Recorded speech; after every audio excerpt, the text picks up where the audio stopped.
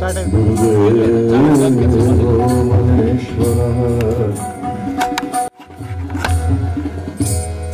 साक्षात् परब्रह्म तस्मै श्री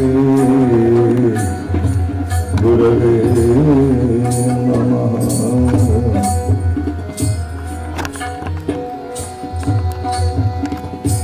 वक्रतुण्ड महाकाय सूर्यकोटि समप्रभ निर्विघ्नं कुरु मे देव सर्वकार्येषु सर्वदा।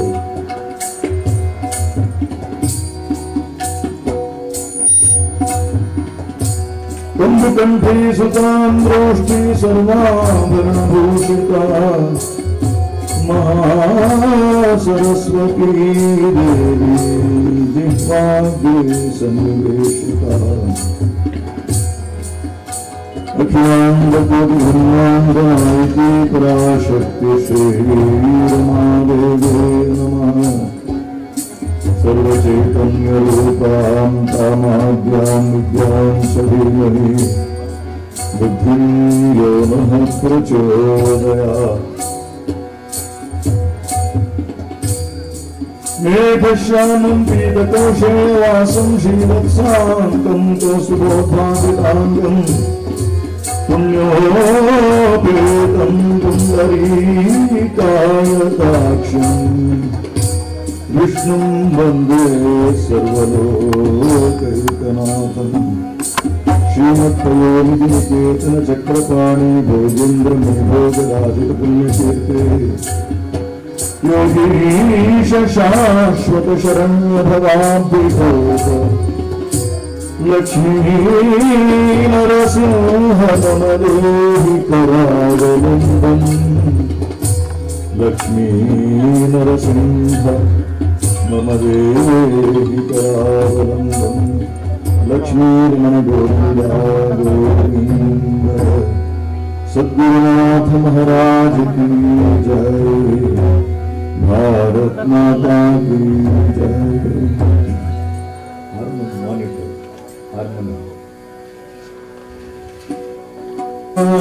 पालक जगन्नायक पालक जगन्नायक पालक जगन्नायक मूषिक वाहन दोष विनाश मूषिक वाहन दोष विनाश देवा गणनायक पालक देवा गणनायक पालक।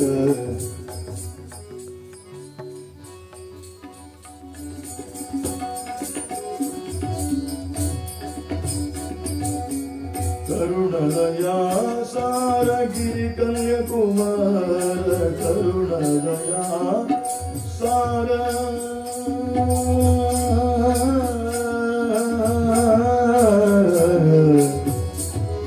गणपति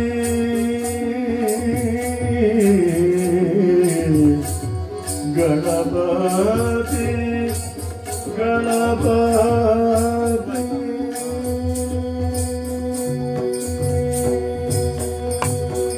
करुणदया सार गिरि कन्याकुमार करुणदया सार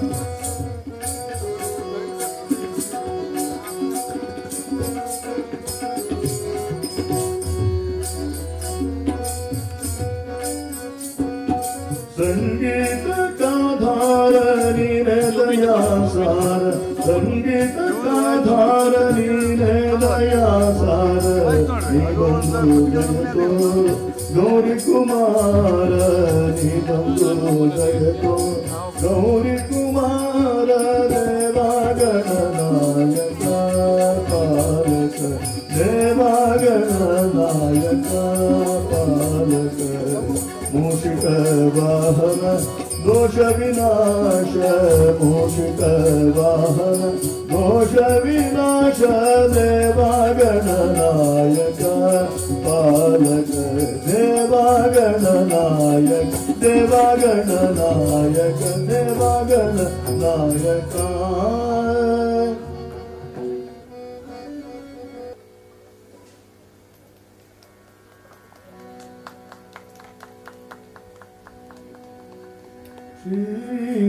श्रीनिकेतना पालय मां श्रीनिकेतना पालय मां श्रीनिकेतना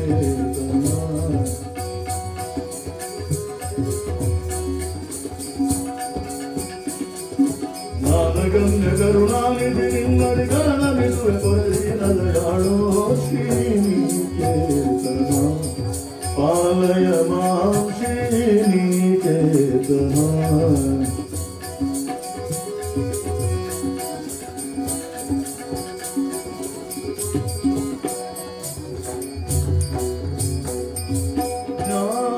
ज्ञानमानव शरणर सुरधनु सर्वदा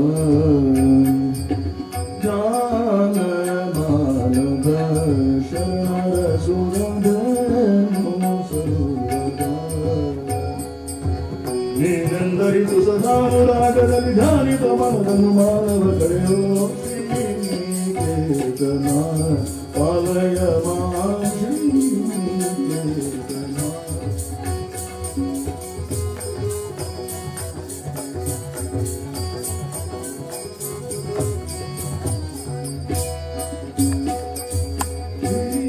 ಶ್ರೀಕರಾಜಿತ ಪರಾಜಪರಾಗೋ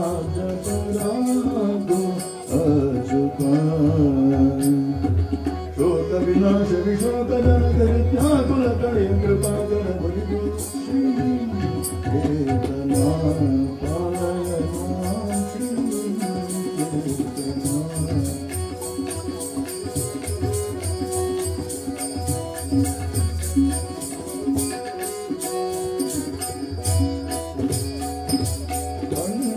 ಕನ್ನಡಜನ ನಿವಾಸ ಪ್ರಪನ್ನವಸನ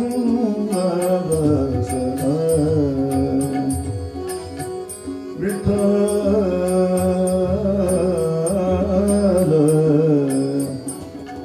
ವಿಠಲ ವಿಠಲ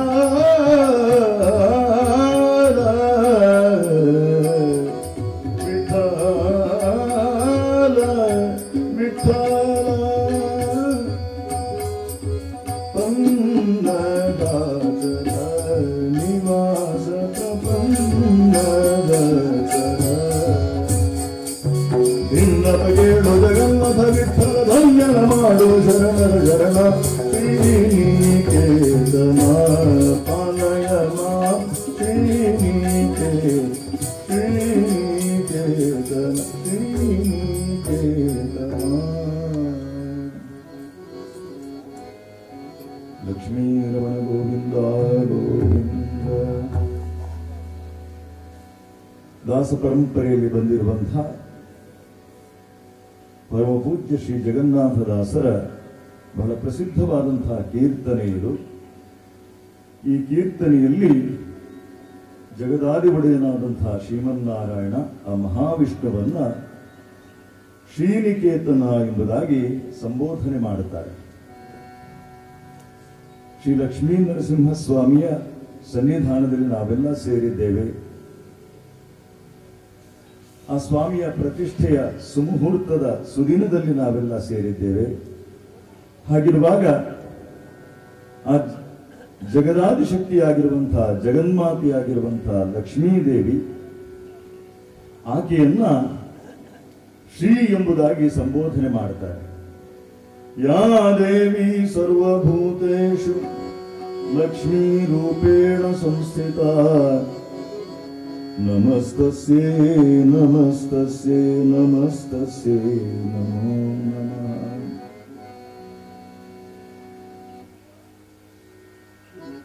ಶಾಸ್ತ್ರಗಳು ಎಲ್ಲೆಲ್ಲ ಸಂಪತ್ತು ಇದೆಯೋ ಎಲ್ಲೆಲ್ಲೆಲ್ಲ ಸಮೃದ್ಧಿ ಇದೆಯೋ ಅಲ್ಲಿ ಜಗದಾದಿಶಕ್ತಿಯಾಗಿರುವಂತಹ ಲಕ್ಷ್ಮೀದೇವಿ ಸ್ಥಿತನಾಗಿದ್ದಾಳೆ ಎಂಬುದಾಗಿ ಕೊಂಡಾಡ್ತಾರೆ. ದೇವಿ ಸಪ್ತಶತಿಯಲ್ಲಿ ಅಣುರೇಣ ತೃಣಕಾಷ್ಠಾದಿಗಳಲ್ಲಿ ಲಕ್ಷ್ಮೀ ರೂಪದಲ್ಲಿ ಸನ್ನಿಹಿತಳಾಗಿರುವಂತಹ ಆದಿಪರಾಶಕ್ತಿಗೆ ನಮಸ್ಕಾರ ನಮಸ್ಕಾರ ನಮಸ್ಕಾರ ಎಂಬುದಾಗಿ ಹೇಳಲಾಗಿದೆ. ಮನುಷ್ಯ ಈ ಜಗತ್ತಿನಲ್ಲಿ ಏನೇ ಮಾಡಿದ್ರು ಅದರ ಹಿಂದೆ ಇರುವಂತಹ ಉದ್ದೇಶ ಒಂದೇ, ತಾನು ಸುಖವಾಗಿರಬೇಕು, ತಾನು ನೆಮ್ಮದಿಯಿಂದ ಇರಬೇಕು, ತಾನು ಸಂತಸದಿಂದ ಇರಬೇಕು ಎನ್ನುವಂತಹದ್ದು. ಕ್ಷೇತ್ರಕ್ಕೆ ಬಂದಿದ್ದೇವೆ, ದೇವರ ದರ್ಶನ ಮಾಡಿದ್ದೇವೆ, ಮಧ್ಯಾಹ್ನ ಪ್ರಸಾದ ಸ್ವೀಕಾರ ಮಾಡಿದ್ದೇವೆ, ಈಗ ಹರಿಕಥೆ ಉಂಟು ಅಂತ ಹೇಳಿ ಬಂದು ಕೂತಿದ್ದೇವೆ. ಆದರೆ ಯಾಕೆ ಬಂದಿದ್ದೇವೆ ಅಂತ ಹೇಳಿ ನಾವು ಪ್ರಶ್ನೆ ಮಾಡಿದರೆ ಕೊನೆಯದಾಗಿ ಮೂಲಕ್ಕೆ ಬಂದು ಸೇರುವಂತಹ ಒಂದು ಪ್ರಶ್ನೆಗೆ ಉತ್ತರ ಒಂದೇ, ಅದು ಕ್ಷೇತ್ರಕ್ಕೆ ಬಂದರೆ ನಮಗೆ ನೆಮ್ಮದಿ ಸಿಗ್ತದೆ, ಇಲ್ಲಿ ಪ್ರಸಾದ ಸ್ವೀಕಾರ ಮಾಡಿದ್ರೆ ನಮಗೆ ಸಂತೋಷ ಆಗ್ತದೆ, ಹರಿಕಥೆ ಕೇಳಿದ್ರೆ ನಮಗೆ ಆನಂದವಾಗ್ತದೆ. ಸಂತೋಷ, ನೆಮ್ಮದಿ, ಆನಂದ ಇವಿಷ್ಟೇ ಬೇಕಾಗಿರುವಂತಹದ್ದು ನಮ್ಮ ಜೀವನದಲ್ಲಿ. ಅದನ್ನು ಹೊರತು ಬೇರೇನನ್ನು ಮನುಷ್ಯನಾದವನು ಅಪೇಕ್ಷೆ ಪಡುವುದಿಲ್ಲ. ಹರಿಕಥೆಗೆ ಬಂದಿದ್ದಂತ ಯುವಕನೊಬ್ಬ ಕೇಳಿದಂತೆ ಹರಿದಾಸರ ಹತ್ರ, ಕೀರ್ತನಕಾರರ ಹತ್ರ, ದಾಸರಿಗೆ ಎಷ್ಟು ಗಂಟೆ ನಿಮ್ಮ ಹರಿಕಥೆ ಅಂತೇಳಿ ಹೇಳಿ. ಆವಾಗ ದಾಸರು ಹೇಳಿದಂತೆ 2 ಗಂಟೆ ಅಂತ ಹೇಳಿ. ಯುವಕ ಹೇಳ್ತಾನೆ, ದಾಸರಿಗೆ 2 ಗಂಟೆ ಎಲ್ಲ ಕೂತು ಹರಿಕಥೆ ಕೇಳುವಷ್ಟು ಪುರುಸೊತ್ತಿಲ್ಲ ನಮಗೆ. ಇವತ್ತು ಕಾಲ ಹೇಗಾಗಿದೆ ಅಂತೇಳಿ ಹೇಳಿದ್ರೆ ಜನರಿಗೆ ಪುರುಸೊತ್ತು ಇಲ್ಲ, ಮಾಡ್ಲಿಕ್ಕೆ ಕೆಲಸವೂ ಇಲ್ಲ. ಅಂಥ ಜನ ನಮ್ಮ ಹತ್ತಿರೋದು. ಒಂದು ಕಡೆ ಕೆಲಸ ಇಲ್ಲ, ಮತ್ತೊಂದು ಕಡೆ ಪುರುಸೊತ್ತು ಇಲ್ಲ ನಮಗೆ.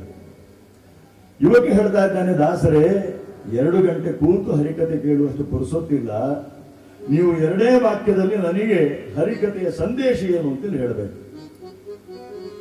ಆವಾಗ ದಾಸರು ಹೇಳ್ತಾರೆ, ಹರಿಕಥೆಯಲ್ಲಿ ನಾವು ಮೂಲಭೂತವಾಗಿ ಹೇಳುವಂತ 2 ಅಂಶಗಳು ಯಾವುದು ಅಂತ ಹೇಳಿದ್ರೆ, ಮನುಷ್ಯನಿಗೆ ಬಂಧನಕ್ಕೆ ಕಾರಣವಾಗಿರುವಂತಹ ಅಂಶಗಳು ಯಾವುವು ಮತ್ತು ಈ ಬಂಧನದಿಂದ, ಜನನ ಮರಣದ ಬಂಧನದಿಂದ ಹೇಗೆ ಮೋಕ್ಷವನ್ನು ಪಡೆಯಬಹುದು, ಇದನ್ನೇ ನಾವು ಮುಖ್ಯವಾಗಿ ಹೇಳುವಂತಹದ್ದು ಈ ಹರಿಕಥೆಯಲ್ಲಿ ಅಂತ ಹೇಳ್ತಾರೆ. ಇನ್ನೂ ಸರಳವಾಗಿ ಹೇಳಿ ಅಂತೇಳಿ ಹೇಳ್ತಾನೆ ಯುವಕ. ನೋಡಪ್ಪ, ಹರಿಕಥೆಗೆ ಬಂದಿದ್ದೀಯಾ, ಹರಿಕಥೆಗೆ ಬಂದವನು ಒಂದು ಕಡೆ ಕೂತಲ್ಲಿ ಕೂತ್ಕೊಂಡು ಆ ಕಡೆ ಈ ಕಡೆ ಯಾರು ಕೂತಿದ್ದಾರೋ ಅವರ ಹತ್ರ ಮಾತನಾಡದೆ,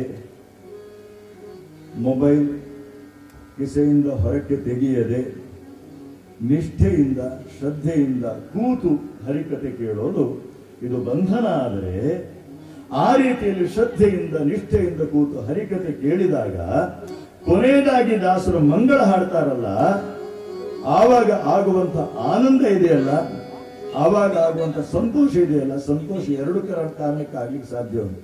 ಒಂದು, ಹಬ್ಬ ಮುಗಿಸಿದ್ರಲ್ಲ ಅಂತೇಳಿ ಇದು ಒಂದು ಸಂತೋಷ. ಇನ್ನೊಂದು, ಹರಿಕಥೆ ಕೇಳಿ ಮನಸ್ಸು ಶುದ್ಧವಾಗಿ ಒಳಗಿರುವಂತಹ ಆನಂದ ಸ್ವರೂಪಿಯಾಗಿರುವಂತಹ ಆ ಭಗವಂತನ ಆನಂದದ ಕಿರಣಗಳು ಮನಸ್ಸಿನಲ್ಲಿ ಪ್ರಜ್ವಲಿಸಿದಂತಹ ಸಂದರ್ಭದಲ್ಲಿ ಆಗುವಂತಹ ಆನಂದ, ಇದನ್ನೇ ಮುಕ್ತಿ ಅಂತೇಳಿ ಹೇಳ್ತಾರೆ ಅಂತ ಹೇಳಿದ್ರು ದಾಸರು. ಇವತ್ತಿನ ಕಥಾಭಾಗದಲ್ಲಿ ಒಂದಿಷ್ಟು ಬದಲಾವಣೆಯಾಗಿದೆ. ಚಂದ್ರಹಾಸ ಚರಿತ್ರೆ ಅಂತ ಹೇಳಿ ಆಮಂತ್ರಣದಲ್ಲೆಲ್ಲ ಮುದ್ರಣ ಮಾಡಿದ್ದಾರೆ. ಲಕ್ಷ್ಮಿ ಸಾನ್ನಿಧ್ಯ ಇರುವ ಕಾರಣ ನಾನು ಪೂಜ್ಯರಾದಂತಹ ಶ್ರೀ ಉಮೇಶ್ ನಾಯಕರಲ್ಲಿ ವಿನಂತಿ ಮಾಡಿಕೊಂಡೆ, ಲಕ್ಷ್ಮೀ ಕಲ್ಯಾಣ ಮಾಡಿದ್ರೆ ಹೇಗೆ ಅಂತ ಹೇಳಿ. ಅವರು ಕೂಡ ಒಪ್ಪಿಕೊಂಡ್ರು. ಹಾಗಾಗಿ ಇವತ್ತಿನ ದಿವಸ ಲಕ್ಷ್ಮೀ ಕಲ್ಯಾಣದ ದಿವ್ಯ ಕಥಾನಕವನ್ನು ನಾನು ಆಯ್ದುಕೊಂಡಿದ್ದೇನೆ. ಶ್ರೀ ಸ್ವಾಮಿಯ ದಿವ್ಯ ಸಾನ್ನಿಧ್ಯದಲ್ಲಿ ಶ್ರೀನಿಕೇತನ ಪಾಲಯ ಮಾಂ ಶ್ರೀನಿಕೇತನ. ನಿಕೇತನ ಅಂತೇಳಿ ಹೇಳಿದ್ರೆ ಮನೆ ಅಂತ ಹೇಳಿ, ನಿವಾಸ ಅಂತ ಹೇಳಿ ಅರ್ಥ. ಶ್ರೀ ಅಂತೇಳಿ ಹೇಳಿದ್ರೆ ಲಕ್ಷ್ಮೀ ದೇವಿ. ಶ್ರೀ ಅಂತ ಎನ್ನುವಂತಹ ಶಬ್ದಕ್ಕೆ ಶಾಸ್ತ್ರಕಾರರು ಅನೇಕ ಅರ್ಥವನ್ನು ಹೇಳಿದ್ದಾರೆ. ಸಂಪತ್ತು, ಸಮೃದ್ಧಿ, ಆರೋಗ್ಯ, ಸೌಭಾಗ್ಯ ಇವೆಲ್ಲವೂ ಕೂಡ ಶ್ರೀ ಎಂಬುದಾಗಿ ಹೇಳ್ತಾರೆ. ಮನುಷ್ಯನಿಗೆ ಒಟ್ಟಾರೆ ಸಂತೋಷದಿಂದ ಜೀವನವನ್ನು ಮಾಡಲಿಕ್ಕೆ ಏನೆಲ್ಲ ಬೇಕೋ ಅವೆಲ್ಲವನ್ನು ಕೂಡ ಸಂಕೇತ ಪೂರ್ವಕವಾಗಿ ಶ್ರೀ ಎಂಬುದಾಗಿ ಸಂಬೋಧನೆ ಮಾಡ್ತಾರೆ. ಹಾಗಾಗಿ ಆ ಶ್ರೀ ಲಕ್ಷ್ಮೀದೇವಿ, ಆ ಲಕ್ಷ್ಮೀದೇವಿ ಯಾರಲ್ಲಿ ವಾಸವಾಗಿದ್ದಾಳೆ ಅಂತ ಹೇಳಿದ್ರೆ, ಯಾರಲ್ಲಿ ನಿವಾಸವಾಗಿದ್ದಾಳೆ ಅಂತ ಹೇಳಿದ್ರೆ ಆ ಶ್ರೀನಿವಾಸ ಶ್ರೀಮನ್ನಾರಾಯಣನಲ್ಲಿ ಸದಾ ವಾಸವಾಗಿದ್ದಾರೆ. ಅದೊಮ್ಮೆ ಮಹಾಭಾರತದ ಅನುಶಾಸನ ಪರ್ವದಲ್ಲಿ ಬರುವಂತಹ ಘಟನೆ ಇದು. ಭೀಷ್ಮಾಚಾರ್ಯರು ಶರಶೈಲಿಯಲ್ಲಿ ಮಲಗಿದ್ದಾರೆ. ಯುಧಿಷ್ಠಿರ ತನ್ನ ಸಹೋದರರಿಗೊಂದಿಗೆ ಬಂದು ಪ್ರಣಾಮವನ್ನು ಮಾಡುತ್ತಾನೆ. ಆವಾಗ ಭಗವಾನ್ ಶ್ರೀಕೃಷ್ಣನೇ ಹೇಳ್ತಾನೆ ಭೀಷ್ಮಾಚಾರ್ಯರಲ್ಲಿ, ಈ ಯುಧಿಷ್ಠಿರನಿಗೆ ಏನಾದರೂ ಧರ್ಮಬೋಧನೆಯನ್ನು ಮಾಡಿ ಅಂತ. ಆವಾಗ ನಮ್ಮಲ್ಲಿ ಧರ್ಮಬೋಧನೆ ಅಂತೇಳಿ ಹೇಳಿದರೆ ಹಲವು ಮಂದಿ ತಿಳ್ಕೊಂಡಿರುವಂತಹದ್ದು, ಯಾರು ತಾನು ಸ್ವತಃ ಅನುಷ್ಠಾನ ಮಾಡದೆ ಬೇರೆಯವರಿಗೆ ಬೋಧನೆ ಮಾಡ್ತಾರೋ ಅದನ್ನು ಧರ್ಮಬೋಧನೆ ಅಂತೇಳಿ ತಿಳ್ಕೊಂಡಿದ್ದಾರೆ. ಯಾರು ಸ್ವತಃ ಅನುಷ್ಠಾನ ಮಾಡದೆ ಬೇರೆಯವರಿಗೆ ಬೋಧನೆ ಮಾಡುವಂತ, ಇನ್ನು ಬೇರೆಯವರಿಗೆ ಬೋಧನೆ ಮಾಡಿದಾಗ ಯಾರಿಗೆ ಅದನ್ನು ಅರ್ಥ ಮಾಡಿಕೊಳ್ಳಲಿಕ್ಕೆ ಸಾಧ್ಯವಾಗುವುದಿಲ್ಲೋ ಅದನ್ನು ಕೂಡ ಧರ್ಮಬೋಧನೆ ಅಂತ ತಿಳ್ಕೊಂಡವರಿದ್ದಾರೆ. ಆದರೆ ಕಾಲ ಆಗಿನ ಕಾಲ ಧರ್ಮಿಷ್ಠನಾದಂತಹ ಯುಧಿಷ್ಠಿರನಿಗೆ ಧರ್ಮರಾಯನಿಗೆ ಭೀಷ್ಮಾಚಾರ್ಯರು ಹೇಳ್ತಾರೆ, ನೋಡು, ಮಹಾರಾಜನಾದವನಿಗೆ ಅವನಲ್ಲಿ ಸದಾ ಸಂಪತ್ತಿರಬೇಕಾದದ್ದು ಅವಶ್ಯಕ. ಯಾಕಂತ ಹೇಳಿದ್ರೆ ಮಹಾರಾಜನ ಬಳಿ ಇರುವಂತಹ ಸಂಪತ್ತು ಕೇವಲ ಸ್ವಂತಕ್ಕಾಗಿ ಅಲ್ಲ, ಅದು ರಾಷ್ಟ್ರಕ್ಕಾಗಿ, ರಾಷ್ಟ್ರದ ಸಮೃದ್ಧಿಗಾಗಿ. ಆವಾಗ ಯುಧಿಷ್ಠಿರ ಕೇಳ್ತಾನೆ, ತಾತ, ಸಂಪತ್ತಿನ ಅಧಿದೇವತೆಯಾದಂತಹ ಲಕ್ಷ್ಮೀದೇವಿ ಎಲ್ಲಿ ಸದಾ ವಾಸವಾಗಿರ್ತಾಳೆ, ಎಲ್ಲಿ ಸದಾ ನಿವಸಿಸ್ತಾಳೆ, ಇದನ್ನ ದಯವಿಟ್ಟು ಹೇಳಿ ಅಂತ ಹೇಳುವಾಗ ಭೀಷ್ಮಾಚಾರ್ಯರು ಹೇಳ್ತಾರೆ, ಯುಧಿಷ್ಠಿರ, ಇದೇ ಪ್ರಶ್ನೆಯನ್ನ ಹಿಂದೊಮ್ಮೆ ಶ್ರೀಕೃಷ್ಣ ಪರಮಾತ್ಮನ ಧರ್ಮಪತ್ನಿಯಾಗಿರುವಂತ ರುಕ್ಮಿಣೀ ದೇವಿಯು ಸಾಕ್ಷಾತ್ ಜಗಜ್ಜನನಿಯಾದಂತಹ ಲಕ್ಷ್ಮೀ ದೇವಿಯಲ್ಲಿ ಪ್ರಶ್ನೆ ಮಾಡಿದ್ಲು, ಹೇ ತಾಯೇ, ನೀನು ಸದಾ ವಾಸವಾಗಿರುವಂತಹ ಸ್ಥಾನ ಯಾವುದು ಎಂಬುದಾಗಿ ರುಕ್ಮಿಣೀ ದೇವಿಯ ಪ್ರಶ್ನೆ ಮಾಡಿದ್ಲು. ಆವಾಗ ಸಾಕ್ಷಾತ್ ಲಕ್ಷ್ಮೀ ದೇವಿಯೇ ಆ ರುಕ್ಮಿಣೀ ದೇವಿಗೆ ಶ್ರೀಕೃಷ್ಣ ಪರಮಾತ್ಮನ ಸಾನ್ನಿಧ್ಯದಲ್ಲೇ ಹೇಳಿರುವಂತಹ ಮಾತು, ವಸಾಮಿ ನಿತ್ಯಂ ಸುಭಗೆ ಪ್ರಗಲ್ಭೆ ದಕ್ಷೇನರೇ ಕರ್ಮಣಿ ವರ್ತಮಾನೇ, ವಸಾಮಿ ನಿತ್ಯಂ ಸುಭಗೆ ಪ್ರಗಲ್ಭೆ ದಕ್ಷೇನರೇ ಕರ್ಮಣಿ ವರ್ತಮಾನೇ. ನಾನು ಎಲ್ಲಿ ವಾಸವಾಗಿರ್ತೇನೆ ಅಂತ ಹೇಳಿದ್ರೆ ಲಕ್ಷ್ಮೀದೇವಿ ಹೇಳುವಂತಹದ್ದು, ಧೈರ್ಯದೋಳು ಚೆನ್ನಾಗಿ ಮಾತನಾಡುವನಲ್ಲಿ, ಧೈರ್ಯದೋಳು ಚೆನ್ನಾಗಿ ಮಾತನಾಡುವನಲ್ಲಿ,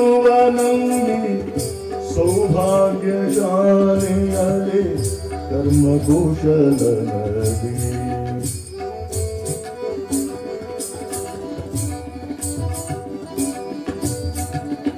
ಕರ್ತವ್ಯ ನಿಷ್ಠನಲ್ಲಿ ಕೋಪವಿಲ್ಲದನಲ್ಲಿ,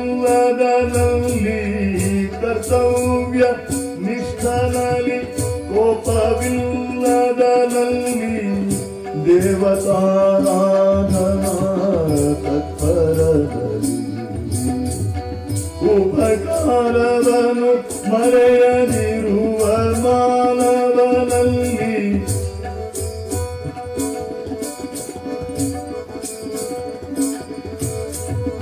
ಅತಿಶಯದ ಸತ್ವಗುಣ ಹೊಂದಿರಲಿ.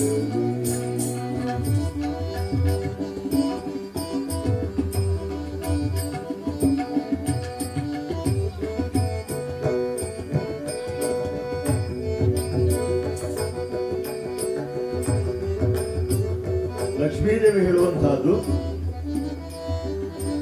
ವಸಾಮಿ ನಿತ್ಯಂ ಸುಭಗೆ ಪ್ರಗಲ್ಭೆ ದಕ್ಷೇನರೇ ಕರ್ಮಣಿ ವರ್ತಮಾನೆ, ಧೈರ್ಯದೊಳು ಚೆನ್ನಾಗಿ ಮಾತನಾಡುವನಲ್ಲಿ. ಯಾರು ಚೆನ್ನಾಗಿ ಮಾತನಾಡ್ತಾನೋ, ಧೈರ್ಯದಿಂದ ಆತ್ಮವಿಶ್ವಾಸದಿಂದ ಮಾತನಾಡ್ತಾನೋ,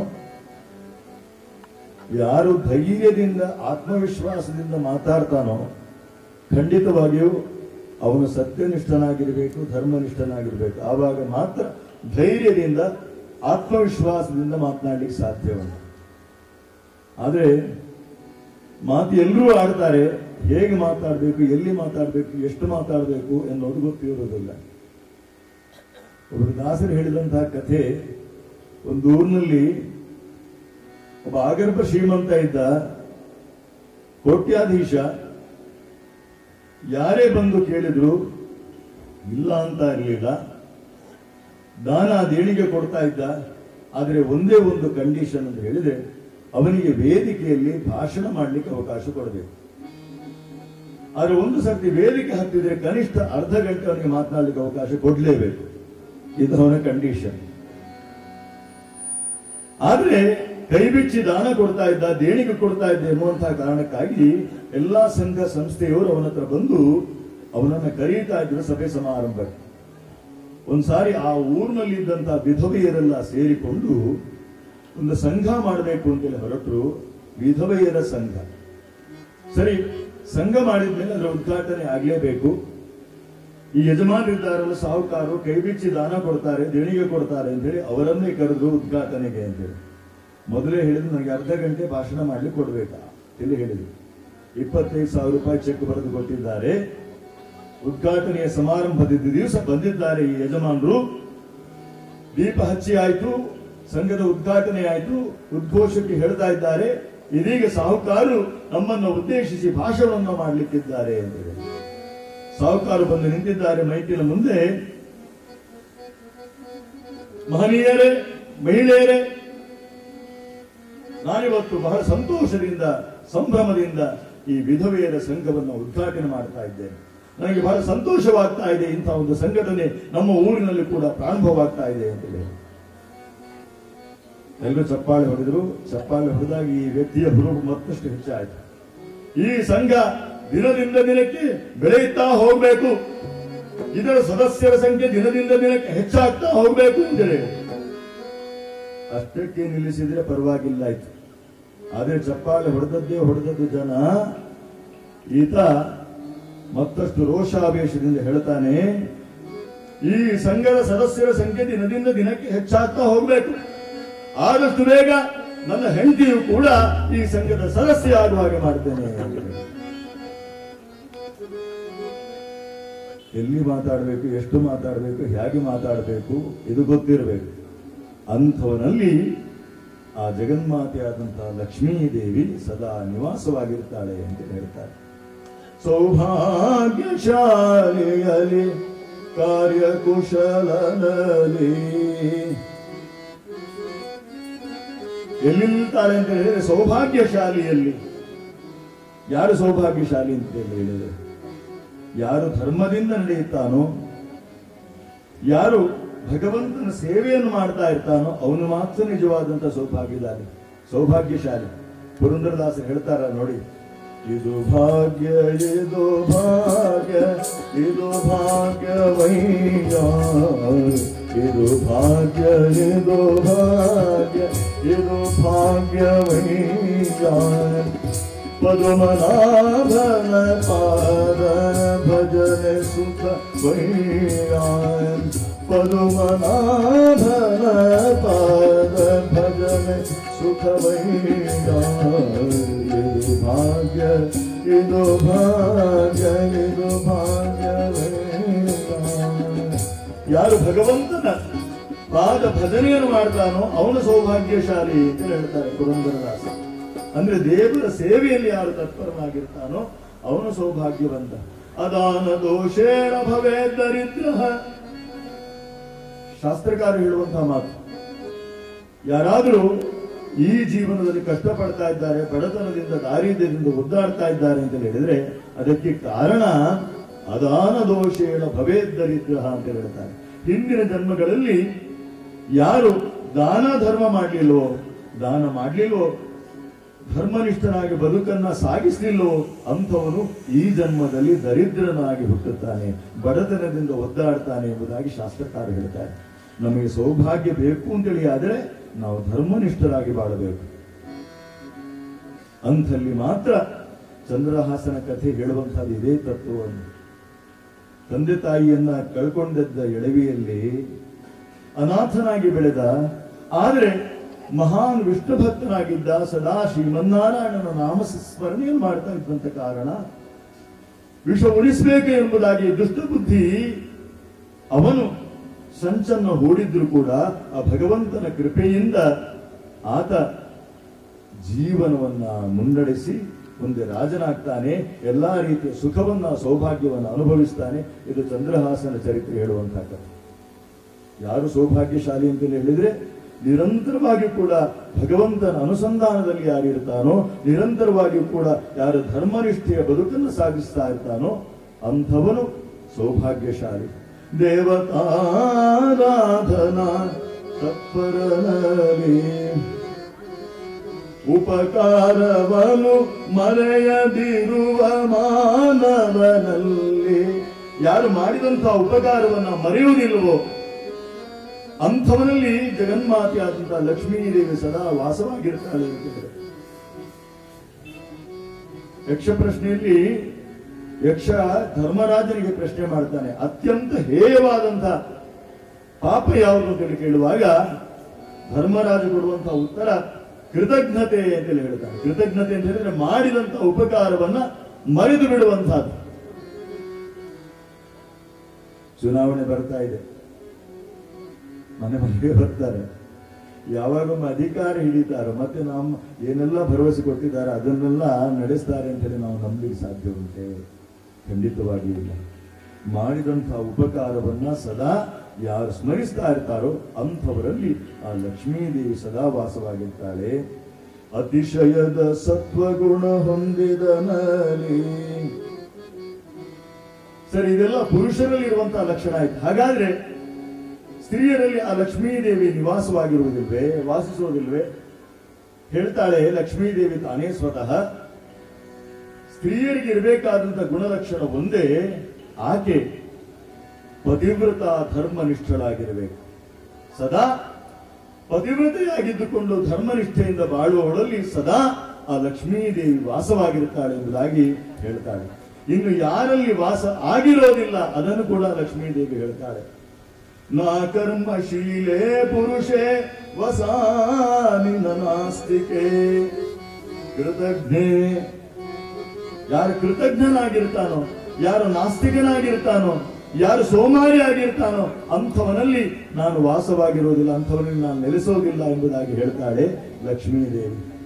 ಉದ್ಯಮಿಸದವನಲ್ಲಿ ನಾಸ್ತಿಕ ಕೃತಜ್ಞನಲ್ಲಿ ಸ್ವಪಥ ಮರೆತಿಹ ದುರಾಚಾರಿಯಲ್ಲಿ. ಕ್ರೂರನಲಿ ಕದಿವನಲಿ ಗುರು ನಿಂದೆ ಗೈವನಲಿ ಅಲ್ಪ ತೇಜಸ್ಸು ಬಲ ಸತ್ವರಹಿತನಲಿ.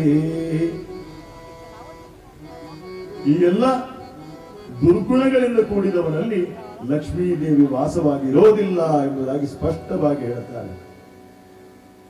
ಕಾರ್ಯಕುಶಲತೆ ಇರಬೇಕು.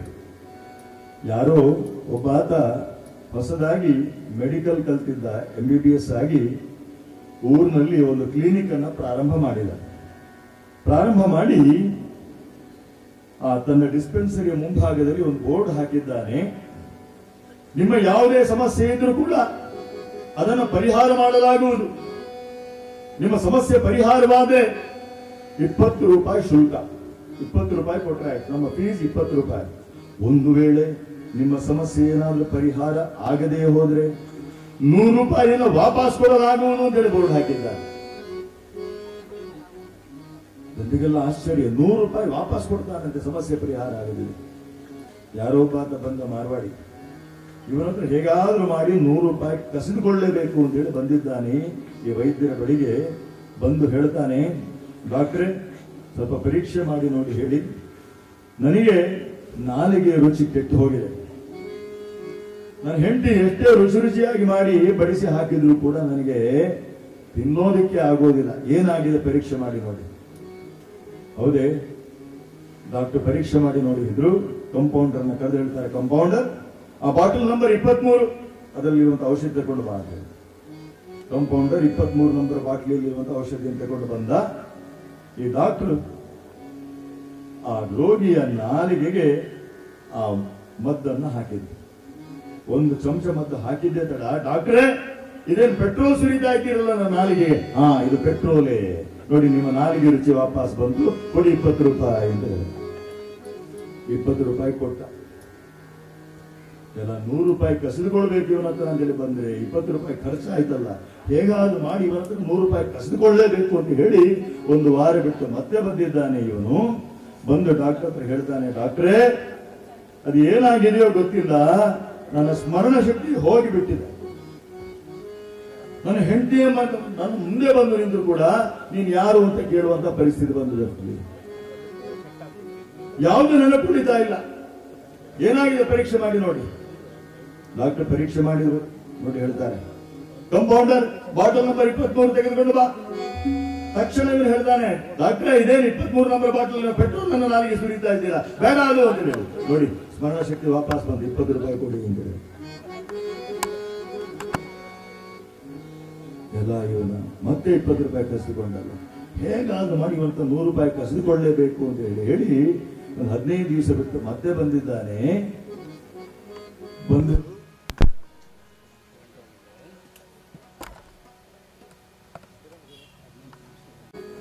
ಡಾಕ್ಟ್ರೆ ನೋಡಿ ಅದು ಏನಾಗಿದೆಯೋ ಗೊತ್ತಿಲ್ಲ, ಕಣ್ಣೇ ಕಾಣಿಸ್ತಾ ಇಲ್ಲ, ದೃಷ್ಟಿ ಮಂದವಾಗಿ ಬಿಟ್ಟಿದೆ, ಸ್ವಲ್ಪ ಪರೀಕ್ಷೆ ಮಾಡಿ ನೋಡಿ ಹೇಳಿ. ಡಾಕ್ಟರ್ ಹೇಳ್ತಾರೆ, ಸಾರಿ ಕ್ಷಮಿಸಿ, ಕಣ್ಣು ಪರೀಕ್ಷೆ ಮಾತ್ರ ನನ್ನಿಂದ ಮಾಡ್ಲಿಕ್ಕೆ ಆಗೋದಿಲ್ಲ, ನೀವು ಬೇರೆ ಡಾಕ್ಟರ್ ಹೋಗ್ಬೇಕು. ನೋಡಿ ಬೋರ್ಡ್ ಹಾಕಿದ್ದೀರಾ ನೀವು, ನನ್ನ ಸಮಸ್ಯೆಗೆ ಪರಿಹಾರ ನೀವು ಕೊಡದೇ ಇದ್ರೆ 100 ರೂಪಾಯಿ ಕೊಡ್ತೀರಿ ಅಂತ ಹೇಳಿ. 100 ರೂಪಾಯಿ ಕೊಡಿ. ಕಂಪೌಂಡರ್ ಹತ್ರ ಹೇಳ್ತಾರೆ ಡಾಕ್ಟರ್, 100 ರೂಪಾಯಿ ತಗೊಂಡು ಬಾ ಅಂತೇಳಿ. ಒಳಗಡೆಯಿಂದ 100 ರೂಪಾಯಿ ತಗೊಂಡು ಬಾ ಅಂತೇಳಿ ಹೇಳಿದ್ದಾರೆ. ಡಾಕ್ಟರ್ ಹೋಗಿ ಮತ್ತೆ ಕಂಪೌಂಡರ್ ಹತ್ರ ಹೇಳ್ತಾರೆ, 50 ರೂಪಾಯಿ ನೋಟ್ ತಗೊಂಡು ಬಾ ಅಂತೇಳಿ. ಆ ಕಂಪೌಂಡರ್ 50 ರೂಪಾಯಿ ನೋಟ್ ತೆಗೆದುಕೊಂಡು ಬಂದು ಈ ಮಾರ್ವಾಡಿ ಕೈಗೆ, ಏನ್ ಡಾಕ್ಟ್ರೆ ನನಗೆ ಮೋಸ ಮಾಡ್ತಾ ಇದ್ದೀರಲ್ಲ, 50 ರೂಪಾಯಿ ಕೈ ಕೊಟ್ಟು 100 ರೂಪಾಯಿ ಕೊಡ್ತಾ ಇದ್ದೇನೆ ಅಂತ ಹೇಳ್ತಿದ್ದಾರೆ. ನೋಡಿ ನಿಮ್ಮ ದೃಷ್ಟಿ ವಾಪಸ್ ಬಂತು, ಕೊಡಿ 20 ರೂಪಾಯಿ. ಜಗನ್ಮಾತೆ ಹೇಳುವಂತಹದ್ದು ಲಕ್ಷ್ಮೀದೇವಿ ಕಾರ್ಯದಲ್ಲಿ ಕುಶಲತೆ ಇರಬೇಕು ಅಂತ ಹೇಳಿ. ಅದರ ಅರ್ಥ ಮೋಸ ಮಾಡಬೇಕು ಅಂತೇಳಿ ಅಲ್ಲ. ಕೌಶಲ್ಯ ಬೇರೆ, ಮೋಸ ಬೇರೆ, ತಂತ್ರಗಾರಿಕೆ ಬೇರೆ. ಭಗವಂತನ ಅವತಾರದಲ್ಲಿ ನಾವು ನೋಡುವುದಾದರೆ ಅದು ಕೃಷ್ಣಾವತಾರ ಇರಬಹುದು ಅಥವಾ ಬೇರೆ ಯಾವುದೇ ಅವತಾರವನ್ನು ನಾವು ನೋಡಿದ್ರೆ ಭಗವಂತ ಕೂಡ ಅದೆಷ್ಟೋ ಬಾರಿ ತಂತ್ರಗಾರಿಕೆಯನ್ನು ಬಳಸಿ ದೈತ್ಯರನ್ನ ದಾನವರನ್ನ ಸಂಹಾರ ಮಾಡ್ತಾನೆ. ಯುಧಿಷ್ಠಿರನಿಗೆ ಹೇಳ್ತಾನೆ, ಅಶ್ವತ್ಥಾಮ ಹತೋ ಕುಂಜರ, ಕುಂಜರವನ್ನು ಮೆಲ್ಲ ಹೇಳು ಅಂತ ಹೇಳಿ. ಯಾಕೆ? ದ್ರೋಣಾಚಾರ್ಯರ ಸಂಹಾರ ಆಗಲೇಬೇಕಿತ್ತು, ಧರ್ಮಕ್ಕೆ ಜಯ ಆಗಲೇಬೇಕಿತ್ತು, ಉದ್ದೇಶ ಧರ್ಮಕ್ಕೆ ಜಯವಾಗಬೇಕು. ಹಾಗಾಗಿ ಅಧರ್ಮದ ಮಾರ್ಗದಿಂದಾದರೂ ಧರ್ಮಕ್ಕೆ ಜಯ ಆಗುವ ಹಾಗೆ ಮಾಡಲೇಬೇಕು. ಈ ಒಂದು ದಿವ್ಯ ಕಥಾನಕ ಇಂದಿನ ಕಥಾವಸ್ತು ಸಮುದ್ರ ಮಥನ. ಆ ಮೂಲಕವಾಗಿ ಜಗನ್ಮಾತೆಯಾದಂತಹ ಲಕ್ಷ್ಮೀದೇವಿಯನ್ನ ಆ ಶ್ರೀಮನ್ನಾರಾಯಣ ಕೈ ಹಿಡಿದು ಲೋಕಕ್ಕೆ ಕಲ್ಯಾಣವನ್ನು ಉಂಟು ಮಾಡಿದಂತಹ ದಿವ್ಯ ಕಥಾನಕ. ಕಥಾ ಪ್ರಾರಂಭಕ್ಕೆ ಮೊದಲು ಹರಿಕಥಾ ಸಂಪ್ರದಾಯದಂತೆ ನಾವೆಲ್ಲರೂ ಸೇರಿ ಭಜನೆಯನ್ನು ಹಾಡೋಣ. ದಯವಿಟ್ಟು ಎಲ್ಲರೂ ಕೂಡ ನಾಮ ಸಂಕೀರ್ತನೆಯನ್ನು ಮಾಡಬೇಕು ಅಂತೆಲ್ಲ ಹೇಳಿ ವಿನಂತಿ ಮಾಡಿಕೊಡ್ತಾ ಇದ್ದೇನೆ.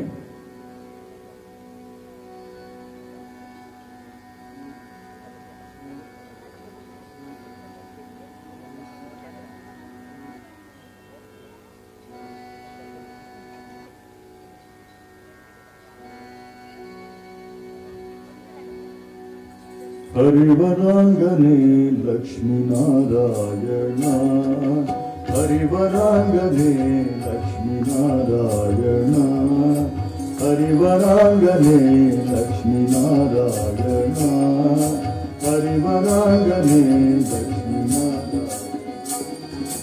ಲಕ್ಷ್ಮೀ ಸಮೇತ ಶ್ರೀನಾರಾಯಣ ಶ್ರೀಮನ್ನಾರಾಯಣ, ಲಕ್ಷ್ಮೀ ಸಮೇತ ಶ್ರೀಮನ್ನಾರಾಯಣ ಶ್ರೀಮನ್ನಾರಾಯಣ, ಹರಿವರಾಂಗನೇ ಲಕ್ಷ್ಮೀನಾರಾಯಣ, ಹರಿವರಾಂಗನೇ ಲಕ್ಷ್ಮೀನಾರಾಯಣ, ಲಕ್ಷ್ಮೀ ಸಮೇತ ಶ್ರೀನಾರಾಯಣ ಶ್ರೀಮನ್ನಾರಾಯಣ, ಲಕ್ಷ್ಮೀ ಸಮೇತ ಶ್ರೀ ಹರಿವರಾಂಗನೇ ಲಕ್ಷ್ಮೀನಾರಾಯಣ, ಹರಿವ ಹರಿವರಾಂಗನೇ ಲಕ್ಷ್ಮೀನಾರಾಯಣ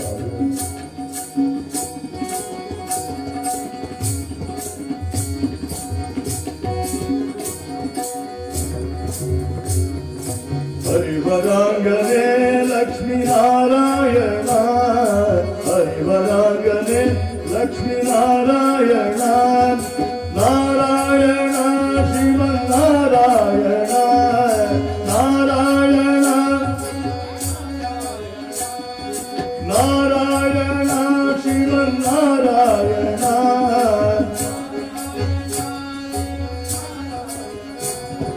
ನಾರಾಯಣ ಶ್ರೀಮನ್ನಾರಾಯಣ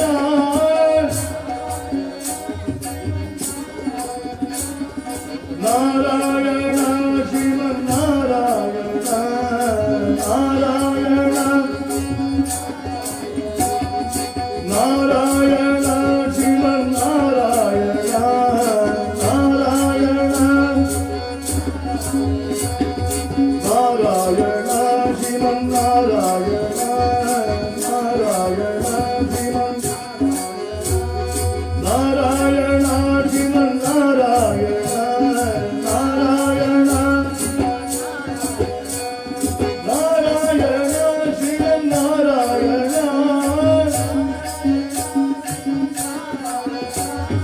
ನಾರಾಯಣ ಶ್ರೀಮನ್ನಾರಾಯಣ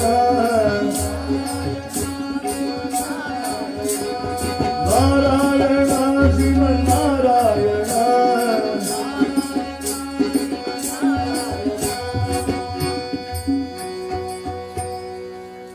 ಲಕ್ಷ್ಮೀ ರಮಣ ಗೋವಿಂದ ಗೋವಿಂದ ಶ್ರೀ ಲಕ್ಷ್ಮೀ ನರಸಿಂಹದೇವರ ಪಾದಾರವಿಂದಕ್ಕೆ ಗೋವಿಂದ ಗೋವಿಂದ ಗೋವಿಂದ ರಘುರಾಮಚಂದ್ರ महाराज की जय पवन पुत्र हनुमान की जय भारत माता की गजबले बंगा महेंद्रनु गजबले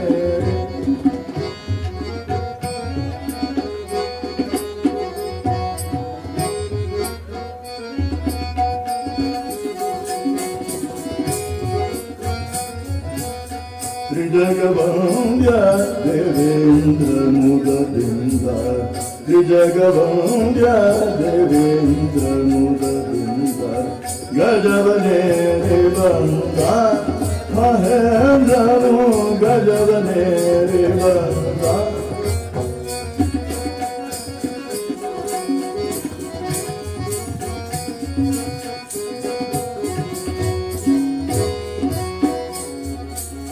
बरुतिरे सुधर्म सभास्थान के बरुतिरे सुधर्म सभास्थान के वर मुनि बरे दुर्वासरि दिरिगे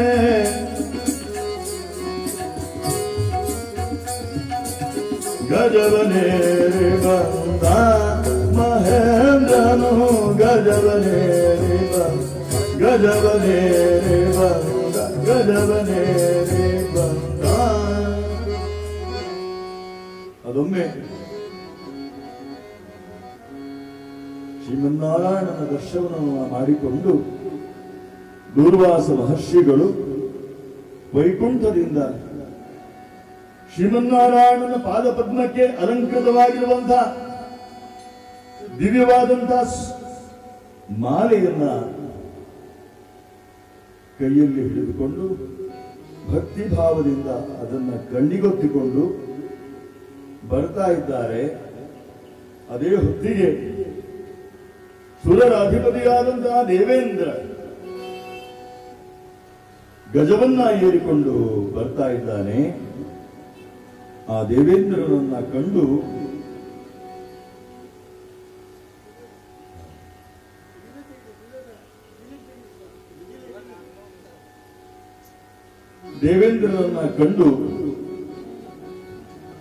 ದೂರ್ವಾಸ ಮಹರ್ಷಿಗಳು,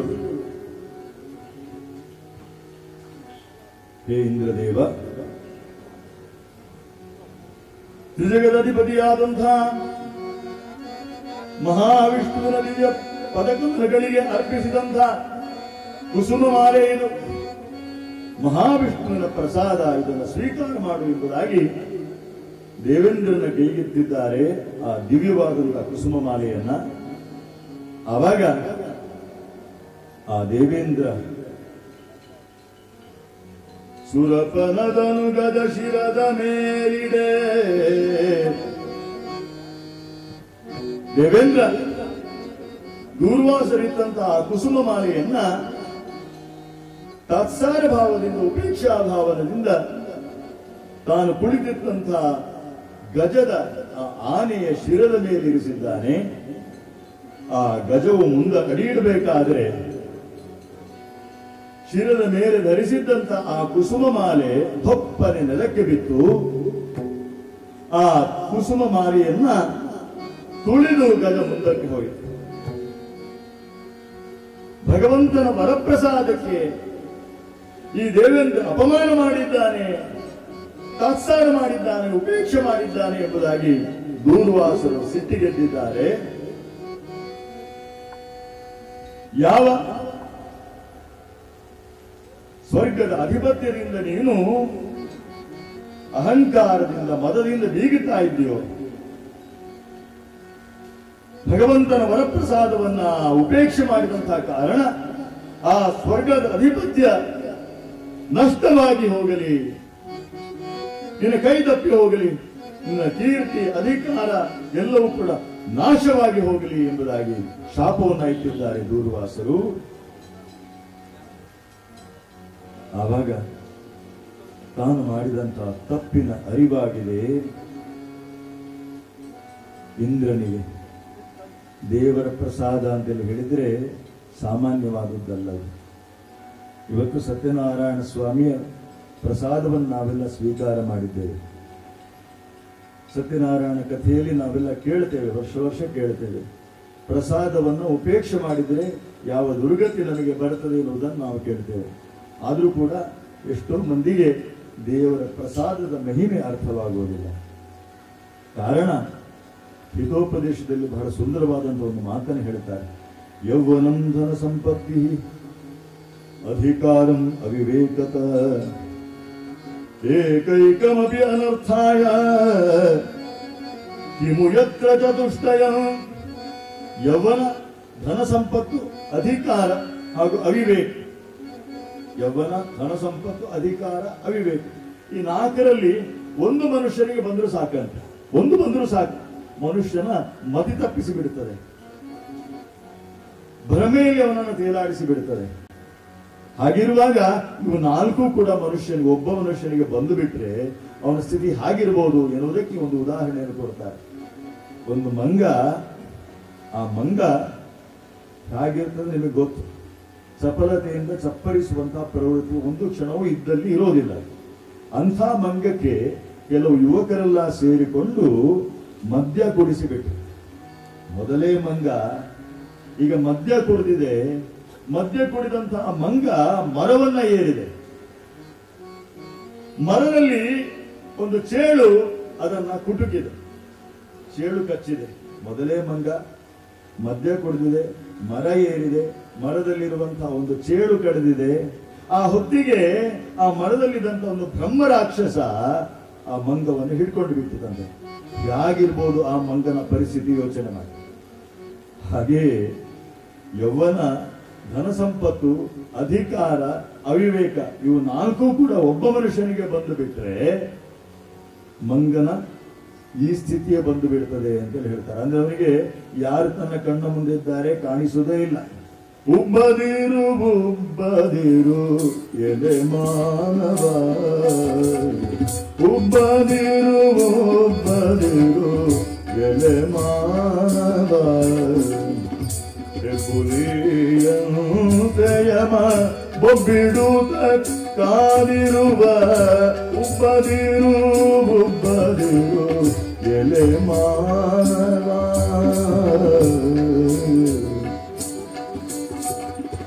99 ವರ್ಷದ ಮುದುಕ ರುಗ್ಣ ಶೈಲಿಯಲ್ಲಿ ಮಲ್ಕೊಂಡಿದ್ದಾನೆ.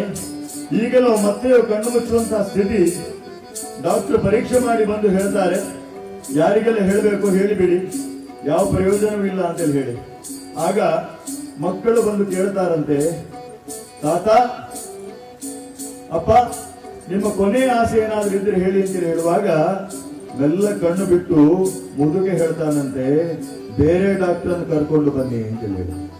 ಅಂದ್ರೆ 99 ವರ್ಷ ಆಗಿದ್ರು ಕೂಡ ಈಗಲೂ ಮತ್ತೆ ಕಣ್ಣು ಮುಚ್ಚುವಂತಹ ಸ್ಥಿತಿ ಇದ್ರು ಕೂಡ ಆಸೆ ಬಿಟ್ಟು ಹೋಗೋದಿಲ್ಲ. ಹಾಗಾಗಿ ಹೇಳ್ತಾರೆ, ಹೆಬ್ಬುಲಿಯಂತೆಯ ಒಬ್ಬಿರುತ್ತ ಕಾದಿರಲು ಉಬ್ಬದಿರು ಉಬ್ಬದಿರು ಎಲೆ ಮಾನವ.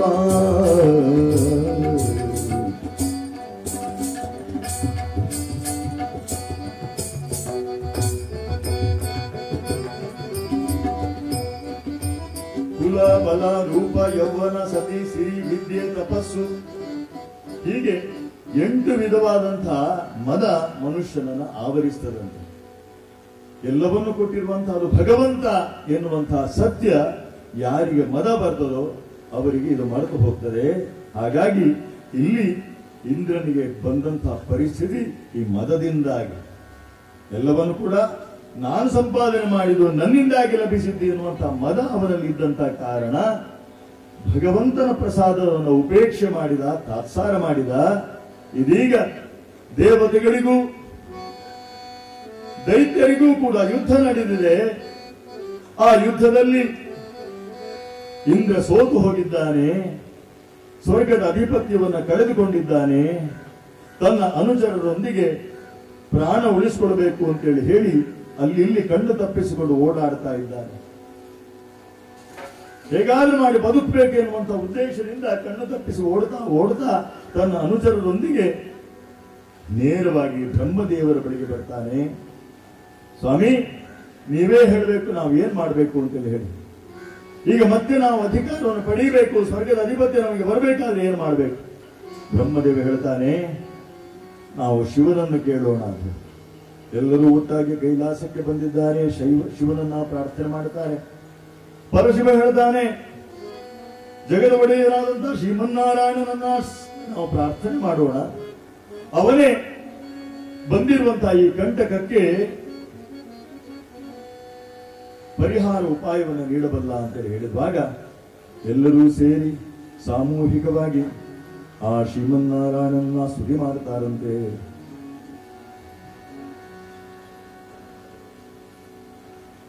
ವಿಪದ್ ವಿಷ್ಣೋ ವಿಸ್ಮರಣಂ ಸಂಪನ್ನಾರಾಯಣ ಸ್ಮೃತಿ. ಯಾವಾಗ ಮನುಷ್ಯನಿಗೆ ವಿಪತ್ತು ಬರ್ತದೆ ಅಂತ ಹೇಳಿದ್ರೆ ವಿಪದ್ ವಿಷ್ಣೋ ವಿಸ್ಮರಣಂ, ಯಾವಾಗ ಭಗವಂತನನ್ನ ಮರೆಯುತ್ತೇವೆಯೋ ಆವಾಗ ವಿಪತ್ತು ಬರುತ್ತದೆ. ಯಾವಾಗ ಭಗವಂತನ ಸ್ಮರಿಸುವುದನ್ನು ಪ್ರಾರಂಭ ಮಾಡ್ತೇವೆಯೋ ಆವಾಗ ಸಂಪತ್ತು ಬರುತ್ತದೆ ಅಂತೇಳಿ ಹೇಳ್ತಾರೆ. ಎಲ್ಲಾ ದೇವತೆಗಳು ಸೇರಿ ಆ ಭಗವಂತನನ್ನ ಕುರಿತು ಸ್ತುತಿ ಮಾಡ್ತಾ ಇದ್ದಾರೆ. ಅದಶ್ಚ ನಾರಾಯಣ ಮಧ್ಯಂಚ ನಾರಾಯಣ ಅಂತರ್ಬಹಿಶ್ಚ ನಾರಾಯಣ ನಾರಾಯಣ ಏವೇದಗಂ ಯದ್ಭೂತಂ ಯಚ್ಚ ಭವ್ಯಂ ಅಥ ನಿತ್ಯೋ ನಿಷ್ಕಳಂಕೋ ನಿರಂಜನೋ ನಿರ್ವಿಕಲ್ಪೋ ನಿರಾಖ್ಯಾತ ಶುದ್ಧೋ ದೇವ ಏಕೋ ನಾರಾಯಣ ನದ್ವಿತೀಯೋಸ್ತಿ ಕಶ್ಚಿತ್. ಎಲ್ಲೆಡೆಯೂ ವ್ಯಾಪಕನಾಗಿರುವನು ನೀನೇ. ಸಹಸ್ರಶೀರ್ಷ ಪುರುಷ ಸಹಸ್ರಾಕ್ಷ ಸಹಸ್ರಪಾತ್. ಹೇ ಭಗವಂತ, ಒಮ್ಮೆ ನಿನ್ನ ದರ್ಶನವನ್ನ ಕೊಡು ಅಂತ ಹೇಳಿ ಪ್ರಾರ್ಥನೆ ಮಾಡ್ತಾ ಇದ್ದಾರೆ. ಅನಂತ ಮಧುಸೂದನ ಅನಂತ ಮಧುಸೂದನ ಪದ್ಮನಾಭ ನಾರಾಯಣ ಅನಂತ ಮಧುಸೂದನ ಅನಂತ ಮಧುಸೂದನ ಪದ್ಮನಾಭ ನಾರಾಯಣ ಪದ್ಮನಾಭ ನಾರಾಯಣ.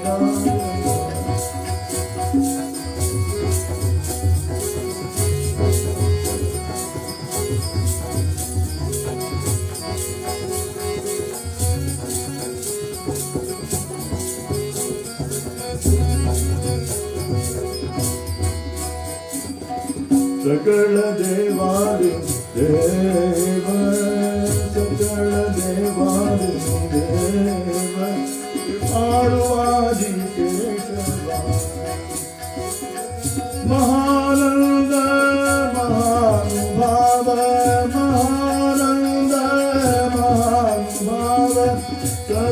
ಶಿವ ಸಹಜ ರೂಪ ಅನಂತ ಮಧುಸೂದನ ಅನಂತ ಮಧುಸೂದನ ಪದ್ಮನಾಭ ನಾರಾಯಣ ಪದ್ಮನಾಭ ನಾರಾಯಣ ಅನ್ಯಥಾ ಶರಣಂ ನಾಸ್ತಿ ತ್ವಮೇವ ಶರಣಂ ಮಮ ತಸ್ಮಾತ್ ಕಾರುಣ್ಯ ಭಾವೇ ರಕ್ಷ ರಕ್ಷ ಜನಾರ್ದನ ಎಂಬುದಾಗಿ ಪ್ರಾರ್ಥನೆ ಮಾಡ್ತಾ ಇರಬೇಕಾದ್ರೆ ಸಾಮೂಹಿಕ ಪ್ರಾರ್ಥನೆ ಅದಕ್ಕೆ ಫಲ ಇದ್ದೇ ಇದೆ. ಭಗವಂತ ಪ್ರಕಟನಾಗಿದ್ದಾನೆ. ಸುಂದರ ಬದನ ಅರವಿಂದ ನಯನ ಚಿನ್ನ ರನ್ನದ ಕಿರೀಟನ ಉರದಲ್ಲಿ ಶೋಭಿತ ಕೌಸ್ತುಭ ಮಣಿಯು ಕರದಲ್ಲಿ ಶೋಭಿತ ಕಂಕಣ ಯುಗಲೋ ಚಂದನ ಲೇಖಿತ ಚಂದನ ಕವಿಯೋ ಜಗ ಜಗಿಸು ಪೀತಾಂಬರವೋ ಬೆರಳು ಉಂಗುರ ಕರಳು ಹಾರುವ ಗೆಜ್ಜೆಂದೊಪ್ಪುವ ಬೆಳವೋ ಸುಂದರವದನ ಅರವಿಂದ ನಯನ ಚಿನ್ನ ರನ್ನದ ಕಿರೀಟನ ಆ ಮಹಾವಿಷ್ಣು ಪ್ರಕಟನಾಗಿದ್ದಾನೆ. ಶ್ರೀಮನ್ನಾರಾಯಣ ಹೇಳ್ತಾನೆ, ಏನೂ ಭಯಪಡಬೇಡಿ, ನಿಮಗೆ ಬಂದಿರುವಂತಹ ವಿಪತ್ತು ದೂರವಾಗ್ತದೆ. ಆದರೆ ಅದಕ್ಕೊಂದು ಕಾರ್ಯವಾಗಬೇಕು. ಅರಯೋಪಿ ಸಂಧೇಯ ಸತಿ ಕಾರ್ಯಾರ್ಥ ಗೌರವೇ ಅಹಿಮೂಷಕವದ್ದೇವ ವ್ಯರ್ಥಸ್ಯ ಪದವೀಂ ಗತೈಃ. ನೀವೀಗ ದೈತ್ಯರನ್ನ ಗೆಲ್ಲಬೇಕು, ದಾನವರನ್ನು ಗೆಲ್ಲಬೇಕು ಅಂತ ಹೇಳಿ ಆದ್ರೆ ನಿಮಗೆ ಅಮರತ್ವ ಸಿದ್ಧಿ ಆಗ್ಬೇಕು. ಮರಣವನ್ನ ಮೀರುವಂತವರಾಗಬೇಕು. ನೀವು ಮರಣವನ್ನ ಮೀರಬೇಕಾದ್ರೆ ನಿಮಗೆ ಅಮೃತ ಲಭಿಸಬೇಕು. ಅಮೃತ ಪ್ರಾಪ್ತಿಯಾಗಬೇಕು ಅಂತ ಹೇಳಿ ಆದ್ರೆ ಲಕ್ಷ್ಮೀದೇವಿಯ ಪ್ರಾಕಟ್ಯವಾಗಬೇಕು. ಅದಕ್ಕೆ ನೀವು ದೈತ್ಯರೊಂದಿಗೆ ಸಂಧಾನ ಮಾಡಿ, ದಾನವರೊಂದಿಗೆ ಸಂಧಾನ ಮಾಡಿ ಈ ಕ್ಷೀರಸಾಗರವನ್ನ ಮಥನ ಮಾಡಬೇಕು. ಮಂದರ ಪರ್ವತವನ್ನೇ ತಂದು ವಾಸುಕಿಯನ್ನೇ ಹಗ್ಗವನ್ನಾಗಿ ಮಾಡಿಕೊಂಡು ಪ್ರಯತ್ನಶೀಲರಾಗಿ ನೀವು ಯಾವಾಗ ಈ ಕ್ಷೀರಸಾಗರವನ್ನ ಮಥನ ಮಾಡ್ತೀರೋ ಆವಾಗ ಅನೇಕ ವಿಧವಾದಂತಹ ಸುವಸ್ತುಗಳು ಪ್ರಕಟವಾಗ್ತವೆ. ಆವಾಗ ಸಹಜವಾಗಿ ಆಸೆಯುಳ್ಳಂತ ದುರಾಸೆಯುಳ್ಳಂತ ದೈತ್ಯರು ಅದೆಲ್ಲ ನಮಗೆ ಬೇಕು ಅಂತೇಳಿ ಹೇಳಿ ನಿಮ್ಮೊಂದಿಗೆ ಜಗಳಕ್ಕೆ ಬರ್ತಾರೆ. ಅವರು ಕೇಳಿದ್ದನ್ನೆಲ್ಲ ಕೊಟ್ಟು ಬಿಡಿ. ಆದ್ರೆ ಬಹಳ ತಾಳ್ಮೆಯಿಂದ ನೀವು ಯಾವಾಗ ಸಮುದ್ರ ಮಥನವನ್ನ ಮುಂದುವರಿಸ್ತೀರೋ ಆವಾಗ ಸೌಭಾಗ್ಯವನ್ನ ಕರುಣಿಸುವಂತಹ ಲಕ್ಷ್ಮೀದೇವಿ ಪ್ರಕಟಳಾಗ್ತಾಳೆ ಮುಂದೆ. ಆ ಬಳಿಕ ಮರಣವನ್ನ ಮೀರಬಲ್ಲಂತಹ ಶಕ್ತಿಯನ್ನು ಕರುಣಿಸುವಂತಹ ಅಮೃತವು ಪ್ರಕಟವಾಗ್ತದೆ. ಆ ಅಮೃತವು ನಿಮಗೆ ಸಿಕ್ಕುವಂತೆ ನಾನು ಮಾಡ್ತೇನೆ ಎಂಬುದಾಗಿ ಆಶೀರ್ವಾದ ಮಾಡ್ತಾನೆ. ಕೆಲವೊಮ್ಮೆ ನಾವು ಕೆಟ್ಟವರು ಅಂದುಕೊಂಡವರ ಜೊತೆಗೂ ಕೂಡ ಸಂಧಾನವನ್ನ ಮಾಡಿಕೊಂಡು ಅವರ ಸಹಕಾರವನ್ನು ಪಡೆದುಕೊಂಡು ನಮ್ಮ ಕೆಲಸವನ್ನ ಸಮಾಜದಲ್ಲಿ ಮಾಡಬೇಕಾಗ್ತದೆ ಎನ್ನುವಂಥ ಸಂದೇಶವನ್ನು ಕೊಡ್ತಾನೆ ಇಲ್ಲಿ ಶ್ರೀಮನ್ನಾರಾಯಣ. ಅಹಿಮೂಷಕವದ್ದೇವ ಅಂತ ಹೇಳ್ತಾನೆ. ಅಲ್ಲಿ ಭಗವಂತ ಕೊಡುವಂತ ಉಪಮೆ ನೋಡಿ, ಒಂದು ಉದಾಹರಣೆಯನ್ನ. ಒಂದ್ಸಾರಿ ಒಂದು ಹಾವು ಮತ್ತು ಇಲಿ ಒಂದು ಬುಟ್ಟಿಯೊಳಗೆ ಬಿದ್ದು ಬಿಟ್ಟವು. ಬುಟ್ಟಿಯೊಳಗೆ ಬಿದ್ದು ಬಿಟ್ಟಿವೆ. ಮುಚ್ಚಳ ಇರುವಂತಹ ಬುಟ್ಟಿ, ಅದು ಹೊರಗೆ ಬರಲಿಕ್ಕೆ ಸಾಧ್ಯವಾಗ್ತಾ ಇಲ್ಲ ಹಾವಿಗೂ ಇಲಿಗೂ. ಅವಾಗ ಆ ಹಾವು ಇಲಿಯ ಜೊತೆಗೆ ಮಾತಾಡ್ತದಂತೆ, ತಮ್ಮ, ನನಗೂ ನಿನಗೂ ಜಾತಿ ವೈರ ಇರಬಹುದು, ಆದ್ರೆ ಈಗ ನಾವಿಬ್ರು ಕೂಡ ಒಂದೇ ಸಂಕಷ್ಟಕ್ಕೆ ಸಿಲುಕಿದ್ದೇವೆ, ಒಂದೇ ವಿಪತ್ತಿಗೆ ಸಿಲುಕಿದ್ದೇವೆ. ನಿನ್ನ ಸಹಾಯ ನನಗೆ ಬೇಕು. ನಿನಗೆ ಭಗವಂತ ಬಹಳ ತೀಕ್ಷ್ಣವಾದಂತಹ ಹಲ್ಲುಗಳನ್ನು ಕೊಟ್ಟಿದ್ದಾನೆ. ಆ ಹಲ್ಲುಗಳ ಮೂಲಕ ಈ ಬುಟ್ಟಿಗೆ ರಂಧ್ರವನ್ನ ಕೊರಿ, ನಾವಿಬ್ಬರು ಕೂಡ ಆ ರಂಧ್ರದ ಮೂಲಕ ಪಾರಾಗಿ ಹೋಗೋಣ, ನಿನ್ನ ಸಹಾಯ ನನಗೆ ಬೇಕು ಅಂತ ಹೇಳುವಾಗ ಮೊದಲು ಒಪ್ಪಲಿಲ್ಲ ಅಂತೆ. ನಿನ್ನನ್ನು ಹೇಗೆ ನಂಬೋದು ಅಂತ ಹೇಳಿ. ಆದ್ರೂ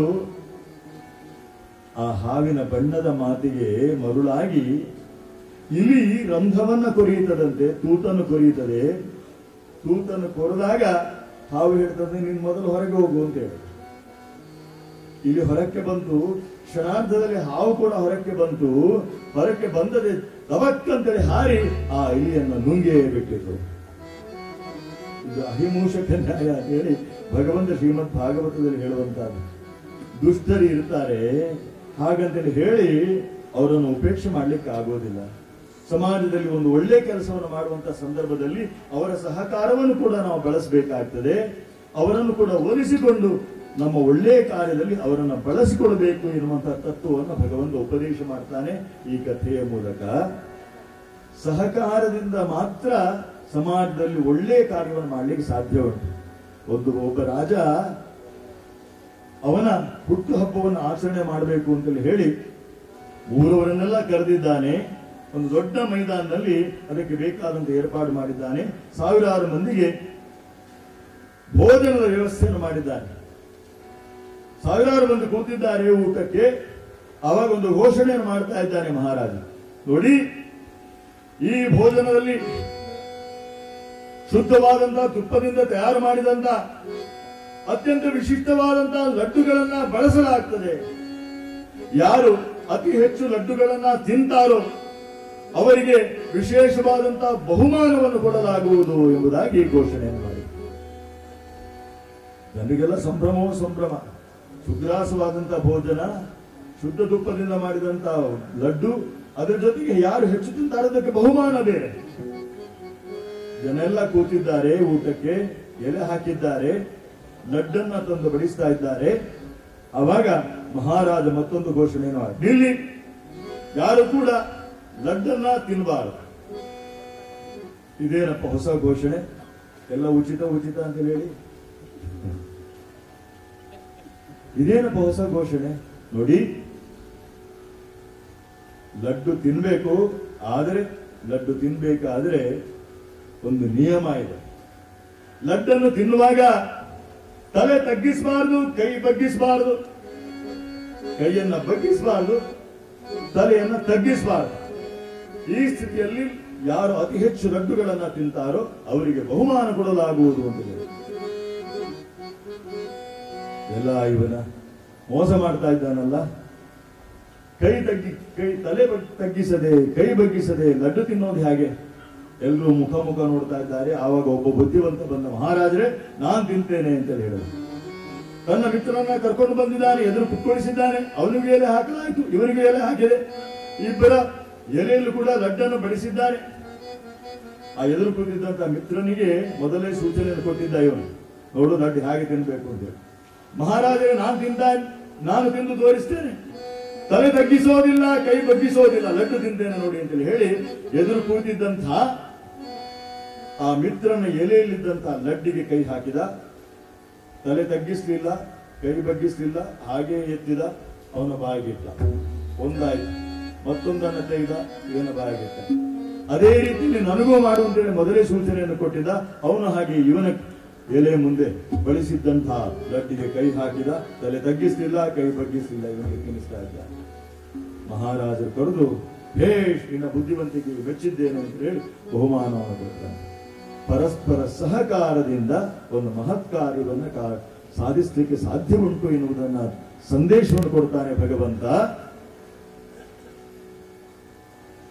ದೈತ್ಯರನ್ನ ಒಪ್ಪಿಸಿದ್ದಾನೆ, ದೈತ್ಯ ರಾಜನಾದ ಬಲಿಚಕ್ರವರ್ತಿಯನ್ನು ಒಪ್ಪಿಸಿದ್ದಾನೆ ಇಂದ್ರ. ಶುಭ ದಿನದ ಶುಭ ಮುಹೂರ್ತದಲ್ಲಿ ಮಂದರ ಪರ್ವತವನ್ನ ಪ್ರಾರ್ಥನೆ ಮಾಡಿ ಅದನ್ನ ಹೊತ್ತುಕೊಂಡು ಬರಬೇಕು ಅಂತೇಳಿ ಹೊರಟಿದ್ದಾರೆ ದೇವದಾನವರು. ಆದ್ರೆ ಅರ್ಧ ದಾರಿಯಲ್ಲಿ ಬರುವಾಗ ಮಂದರ ಪರ್ವತ ಬಿದ್ದು ಹೋಯಿತು. ಆವಾಗ ಭಗವಂತನಿಗೆ ಮತ್ತೆ ಮೊರೆಡ್ತಾ ಇದ್ದಾರೆ. ಆವಾಗ ಭಗವಂತ ಪ್ರಕಟನ, ದೇವ ಬಂದ ನಮ್ಮ ಸ್ವಾಮಿ ಬಂದಾನು, ದೇವ ಬಂದ ನಮ್ಮ ಸ್ವಾಮಿ ಬಂದ, ದೇವರ ದೇವ ಶಿಖಾಮಣಿ ಬಂದ, ದೇವರ ದೇವ ಶಿಖಾಮಣಿ ಬಂದ, ದೇವ ಬಂದ ನಮ್ಮ ಸ್ವಾಮಿ ಬಂದ.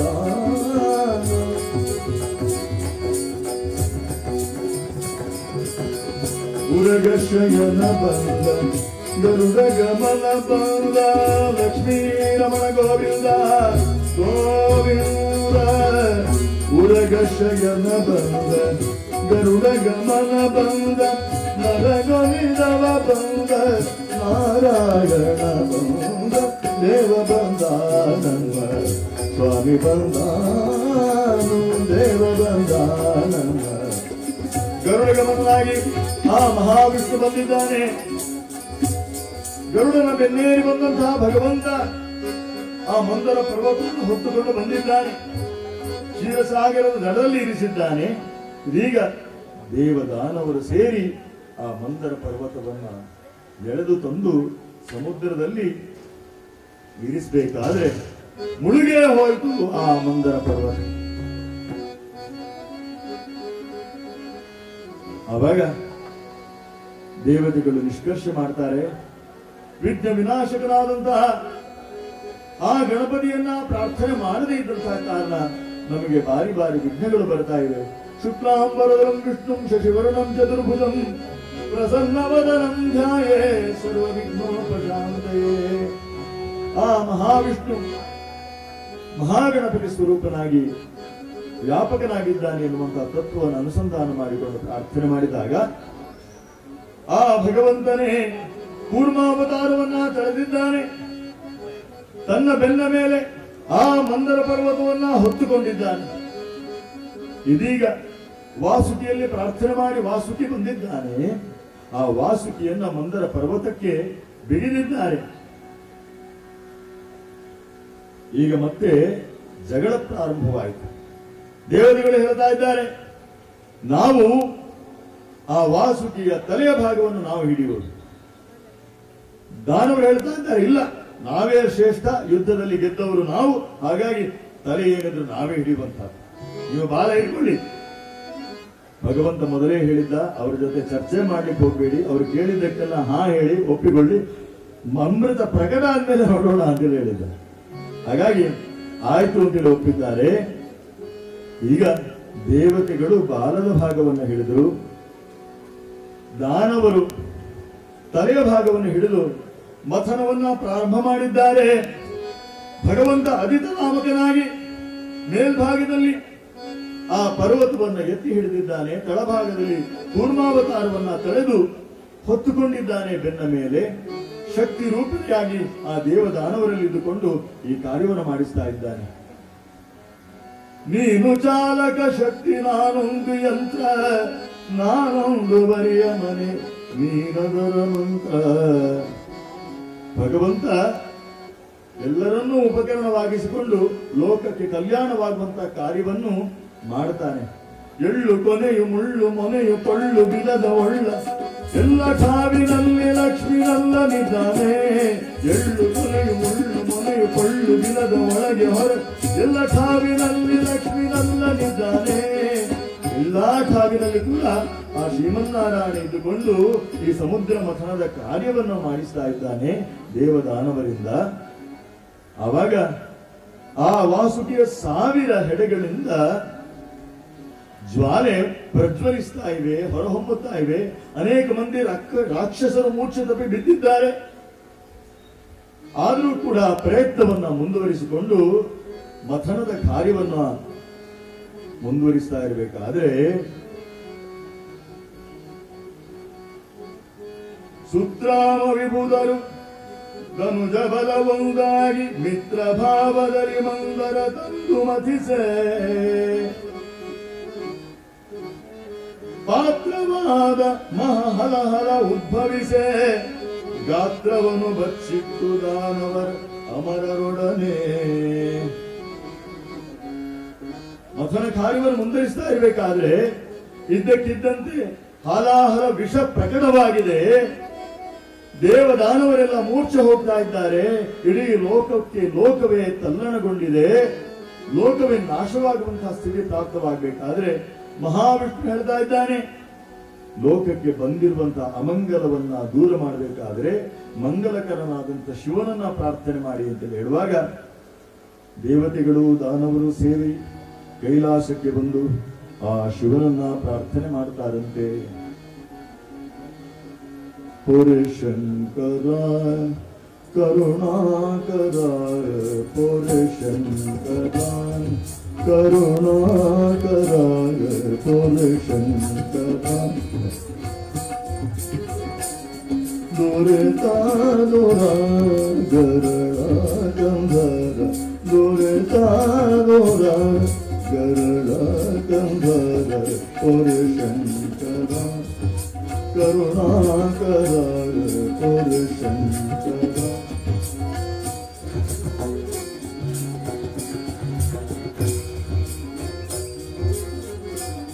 ಶಶಿಭೂಷಣೆ ವಸಿತಾಂಗನೆ ಶಶಿಭೂಷಣೆ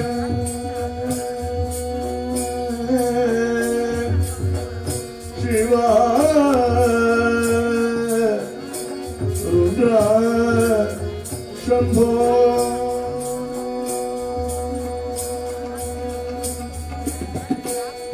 ಶಶಿಭೂಷಣೆ ವಸಿತಾಂಗನೆ ಶಶಿಭೂಷಣೆ ವಾಸವಾದಿ ವಂದ್ಯ ಪಶುಪತಿ ಪಾರಿ ವಾಸವಾದಿ ವಂದ್ಯ ಪಶುಪತಿ ಪಾರಿ ಪುರುಷಂಕರ ಕರುಣಾಕರ ಶಿವಾಯ ನಮಃ ಮಹೇಶ್ವರಾಯ ನಮಃ ಶಂಭವೇ ನಮಃ ಪಿನಾಕಿನೇ ನಮಃ ಶಶಿಶೇಖರಾಯ ನಮಃ ವಾಮದೇವಾಯ ನಮಃ ಅಘೋರಾಯ ನಮಃ ತತ್ಪುರುಷಾಯ ನಮಃ ನೀಲಲೋಹಿತಾಯ ಶಂಕರಾಯ ನಮಃ ಶೂಲಪಾಣಯ ನಮಃ. ಹೀಗೆಂದು ಪ್ರಾರ್ಥನೆ ಮಾಡ್ತಾ ಇರಬೇಕಾದ್ರೆ ಭಗವಂತ ಶಿವ ಪ್ರಕಟನಾಗಿದ್ದಾನೆ. ಭಯಪಡಬೇಡಿ ಎಂದು ಪಾರ್ವತೀ ದೇವಿಗೆ ಒಮ್ಮೆ ದೃಷ್ಟಿಯನ್ನ ಹಾಯಿಸಿ ಬೊಗಸೆಯನ್ನ ಧರಿಸಿ ಬಂದು ಪ್ರಕಟವಾದಂತಹ ಆ ಹಾಲಾಹಲ ವಿಷವನ್ನ ಸೇವನೆ ಮಾಡ್ತಾ ಇದ್ದಾನೆ ಶಂಕರ. ಶಂಕರ ಮಹದೇವ ದೇವ ಶಂಕರ ಮಹದೇವ ದೇವತ ಸಹಜಾಗೆ ಶಂಕರ ಮಹದೇವ ದೇವ ಶಂಕರ ಮಹದೇವ ದೇವ ದೇವತ ಸಹಜಾಗೆ ಶಂಕರ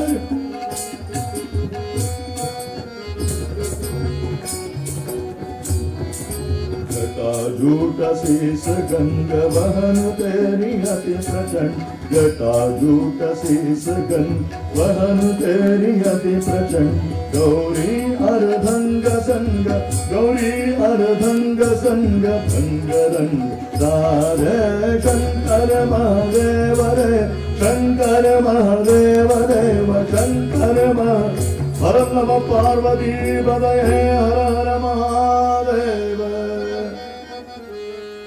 शिव हालाहल तापला तो ही नामे शीतल ಜಾಲ. ತುಕಾರಾಮರು ವರ್ಣನೆ ಮಾಡ್ತಾರೆ, ಶಿವ ಹಾಲಾಹಲ ವಿಷವನ್ನ ಸೇವನೆ ಮಾಡಿದ, ಆದ್ರೂ ಕೂಡ ಕಂಠವನ್ನ ಆ ಹಾಲಾಹಲ ಸುಳ್ಳಿಲ್ಲ. ಕಾರಣ ಯಾಕಂತ ಹೇಳಿದ್ರೆ ಭಗವಂತ ಶ್ರೀರಾಮನಾಮವನ್ನು ಸದಾ ಉಚ್ಚಾರ ಮಾಡ್ತಾ ಇದ್ದಂತ ಕಾರಣ ಆ ರಾಮನಾಮದ ಬಲದಿಂದಾಗಿ ಆ ಹಾಲಾಹಲ ಏನೂ ಮಾಡ್ಲಿಕ್ಕೆ ಸಾಧ್ಯವಾಗಲಿಲ್ಲ ಶಿವನಿಗೆ ಅಂತ ಹೇಳಿ ತುಕಾರಾಮರು ವರ್ಣನೆ ಮಾಡ್ತಾರೆ. ಅನೇಕ ಮಂದಿ ನಮಗೆ ಒಳ್ಳೆ ಕೆಲಸವನ್ನು ಮಾಡುವಾಗ ತೊಡಕನ್ನು ಉಂಟು ಮಾಡ್ತಾರೆ. ಆಗ ತೊಡಕು ಉಂಟು ಮಾಡಿದಂತ ಸಂದರ್ಭದಲ್ಲಿ, ಉಪದ್ರ ಮಾಡಿದಂತ ಸಂದರ್ಭದಲ್ಲಿ ನಾವು 4-6 ಜನರ ಹತ್ರ ಅವನು ಹಾಗೆ ಮಾಡಿದ, ಅವನು ಹೀಗೆ ಮಾಡಿದ ಅಂತೇಳಿ ಹೇಳಿ ದಂಗುರು ಸಾರ್ತಾ ಬರ್ತೇವೆ. ಆದ್ರೆ ಶಿವ ಈ ಒಂದು ಘಟನೆಯ ಮೂಲಕ ಏನು ಸಂದೇಶವನ್ನು ಕೊಡ್ತಾನೆ ಅಂತ ಹೇಳಿದ್ರೆ, ಯಾರಾದ್ರೂ ಉಪದ್ರ ಮಾಡಿದ್ರೆ ಅದನ್ನ ಕಂಠದಲ್ಲಿ ಧರಿಸಿ 4 ಜನದ ಹತ್ರ ಹಂಚಲಿಕ್ಕೆ ಹೋಗಬೇಡಿ ಎನ್ನುವಂತ ಸಂದೇಶವನ್ನು ಕೊಡ್ತಾರೆ. ಉಪದ್ರ ಮಾಡುವವರು ಇರ್ತಾರೆ, ನಿಮ್ಮ ಬಗ್ಗೆ ಕೆಟ್ಟದನ್ನ ಆಡುವವರು ಇರ್ತಾರೆ, ಅದನ್ನ ಮತ್ತೊಬ್ಬರಿಗೆ ಆ ವಿಷವನ್ನ ಹಂಚಲಿಕ್ಕೆ ಹೋಗಬೇಡಿ, ಅದನ್ನ ನಿಮ್ಮೊಳಗೆ ಇಟ್ಟುಕೊಳ್ಳಿ ಅಂತೇಳಿ ಹೇಳ್ತಾರೆ. ಇಲ್ಲಿ ಬಂದಂತಹ ಆ ಹಾಲಾಹಲದಿಂದ ಉಂಟಾಗುವಂತಹ ಕಂಟಕವನ್ನ ಭಗವಂತನಾದಂತಹ ಶಿವ ನಿವಾರಣೆ ಮಾಡಿದ್ದಾನೆ. ಇದೀಗ ಮತ್ತೆ ಉತ್ಸಾಹದಿಂದ ದೇವತೆಗಳು ಹಾಗೂ ದಾನವರು ಮತ್ತೆ ಮಥನದ ಕಾರ್ಯವನ್ನು ಮುಂದುವರಿಸ್ತಾ ಇದ್ದಾರೆ. ಮತಿಸಲು ದಿಸಿತೈ ಕಾಮಧೇನು ಸರಿಯಿಲ್ಲದ ಪಾವನ ಗೋಧನವು ಮತಿಸಲು ದಿಸಿತೈ ಕಾಮಧೇನು ಬೇಡಿದನ್ನ ನೀಡುವಂತಹ ಕಾಮಧೇನು ಪ್ರಕಟವಾಗಿದೆ.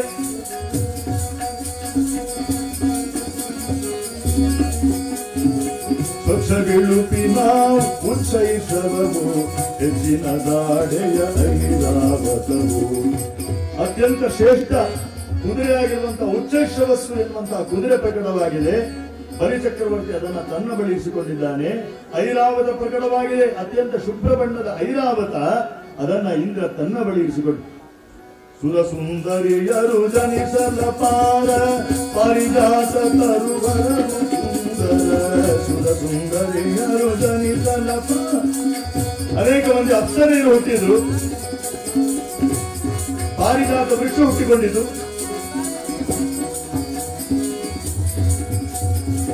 ಅಜಿತಗೆ ಸೇರಿತು ಕೌಸ್ತುಭ ಮಣಿಯು ಅಜಭವಾದ್ಯರಿಗೆ ಹರಿಸುಖ ಕನಿಯು ಸುರವೈಭವ ಮೆರೆಸುವ ಸುರತರು ದೇವಾಪ್ಸರೆಯರು ಪ್ರಕಟವಾದರು.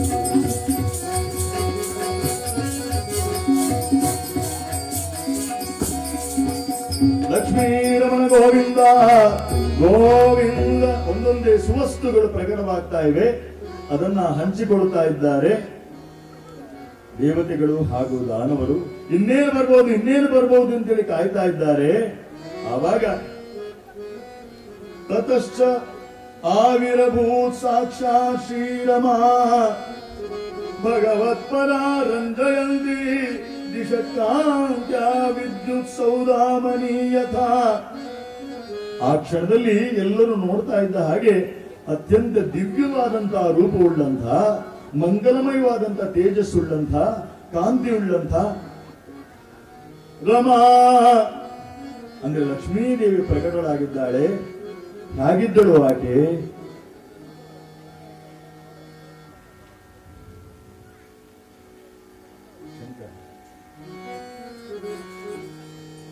ರತ್ನ ಮುಕುಟ ಮಸ್ತಕ ಪರರಾಜ ರತ್ನ ಮುಕುಟ ಮಸ್ತಕ ಪರರಾಜ ಬನಮಾಲಾಗಲು ದೇಶ ಸುಹಾರ ಬನಮಾಲಾಗಲು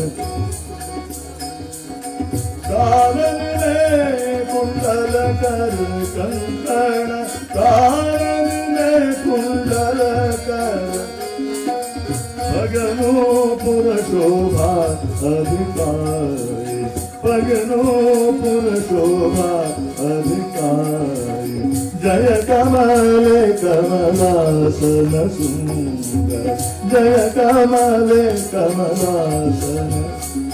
लक्ष्मीं क्षीर समुद्र राजतनयां ಶ್ರೀರಂಗಧಾಮೇಶ್ವರಿ. ಎಂಥ ರೂಪ, ಎಂಥ ಸೌಂದರ್ಯವದು. ಎಲ್ಲರೂ ಕಣ್ಣು ಬಿಟ್ಟುಕೊಂಡು ನೋಡ್ತಾ ಇದ್ದಾರೆ, ಸ್ತಂಭೀಭೂತರಾಗಿದ್ದಾರೆ. ತ್ರೈಲೋಕ್ಯಾಜಿ ಹೇ ಜನನಿ ಸ್ವರ್ಗೀಯ ದೇವಾಚ ಹೇ ಸ್ವಾಮಿನಿ. ತ್ರೈಲೋಕ್ಯಾಜಿ ಹೇ ಜನನಿ ಸ್ವರ್ಗೀಯ ದೇವಾಚ ಹೇ ಸ್ವಾಮಿನಿ. ಇಡೀ ಜಗತ್ತಿಗೆ, ತ್ರಿಲೋಕಕ್ಕೆ ತಾಯಿಯಾಗಿರುವಂತ ಆಲಿ ಆಲಿ ಜಗತ ಜನನಿ ಆಲಿ ಆಲಿ ಜಗತ ಜನನಿ ಆಲಿ ಆಲಿ ಜಗತ ಜನನಿ. ಆ ಜಗನ್ಮಾತೆಯಾದಂಥ ಸರ್ವಮಂಗಲ ಮಾಂಗಲ್ಯೆ ಶಿವೆ ಸರ್ವಾರ್ಥ ಸಾಧಿಕೆ ಶರಣ್ಯೇ ತ್ರ್ಯಂಬಕೆ ನಾರಾಯಣಿ ನಾರಾಯಣಿ. ಆ ಜಗಜ್ಜನನಿ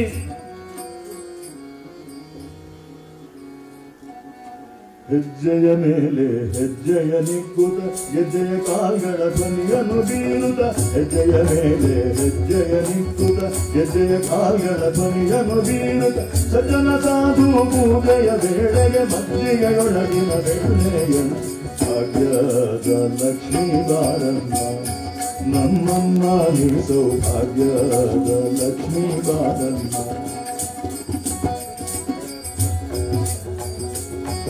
ಆ ಜಗಜ್ಜನನಿ ನಡೆದು ಬರುವಂತಹ ಆ ಸೌಂದರ್ಯ ಇಡೀ ಜಗತ್ತನ್ನೇ ಮೋಹಿಸಿದೆ. ಎಲ್ಲರೂ ಕಣ್ಣು ಬಿಟ್ಟುಕೊಂಡು ಮಂತ್ರಮುಗ್ಧರಾಗಿ ನೋಡ್ತಾ ಇದ್ದಾರೆ. ಕನಕ ವೃಷ್ಟಿಯ ಕರೆಯುತ್ತ ಬಾರೆ ಮನಕ ಮನೆಯ ಸಿದ್ಧಿಯದೋ ದಿನಕರ ಕೋಟಿ ತೇಜದಿ ಹೊಳೆಯುವ ಕಾಯನ ಕುಮಾರಿ ಬೇಗ ಭಾಗ್ಯದ ಲಕ್ಷ್ಮೀ ಬಾರನ್ ನಮ್ಮಮ್ಮ ನೀ ಸೌಭಾಗ್ಯದ. ಋಷಿಮುನಿಗಳೆಲ್ಲ ಸೇರಿದ್ದಾರೆ. ಆ ಜಗಜ್ಜನನಿಯನ್ನ ಕರ್ಕೊಂಡು ಬಂದು ದಿವ್ಯವಾದಂತಹ ರತ್ನ ಸಿಂಹಾಸನದ ಮೇಲೆ ಕುಳ್ಳಿರಿಸಿದ್ದಾರೆ.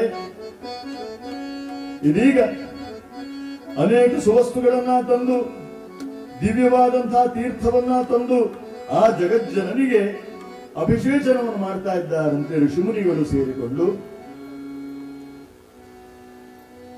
ಓಂ ಹಿರಣ್ಯವರ್ಣಾಂ ಹರಿಣೀಂ ಸುವರ್ಣರಜತಸ್ಸೃಜಾಂ ಚಂದ್ರಾಂ ಹಿರಣ್ಮಯೀಂ ಲಕ್ಷ್ಮೀಂ ಜಾತವೇದೋ ಮಮಾವಹ ತಾಮ್ಮಾವಹ ಜಾತವೇದೋ ಲಕ್ಷ್ಮೀಮನವಗಾಮಿನೀಂ ಯಸ್ಯಾಂ ಹಿರಣ್ಯಂ ವಿಂದೇಯಂ ಗಾಮಶ್ವಂ ಪುರುಷಾನಹಂ ಅಶ್ವಪೂರ್ವಾಂ ರಥಮಧ್ಯಾಂ ಅಸ್ತಿನಾದ ಪ್ರಬೋಧಿನಿಂ ಶ್ರಿಯಂ ದೇವಿ ಮುಖುಸ್ವಯೇ ಶ್ರೀರ್ಮಾ ದೇವಿ ದುಷತಾಂ ಕಾಂಸೋಸ್ಮಿತಾಂ ಹಿರಣ್ಯ ಪ್ರಾಕಾರಮಾರ್ದ್ರಾಂ ಜ್ವಲಂತೀಂ ತೃಪ್ತಾಂ ತರ್ಪಯಂತೀಂ ಪದ್ಮೇ ಸ್ಥಿತಾಂ ಪದ್ಮವರ್ಣಾಂ ದ್ವಾಮಿಹೋಪಹ್ವಯೇ ಶ್ರಿಯಂ ಚಂದ್ರಾಂ ಪ್ರಭಾಸಾಂ ಯಶಸಾ ಜ್ವಲಂತೀಂ ಶ್ರಿಯಂ ಲೋಕೆ ದೇವಜುಷ್ಟಾಮುದಾನಾಂ ತಾಂ ಪದ್ಮಿನೀಂ ಶರಣಮಹಂ ಪ್ರಪದ್ಯೆ ಅಲಕ್ಷ್ಮೀರ್ಮೇ ನಶ್ಯತಾಂ ತ್ವಾಂ ವೃಣೇ.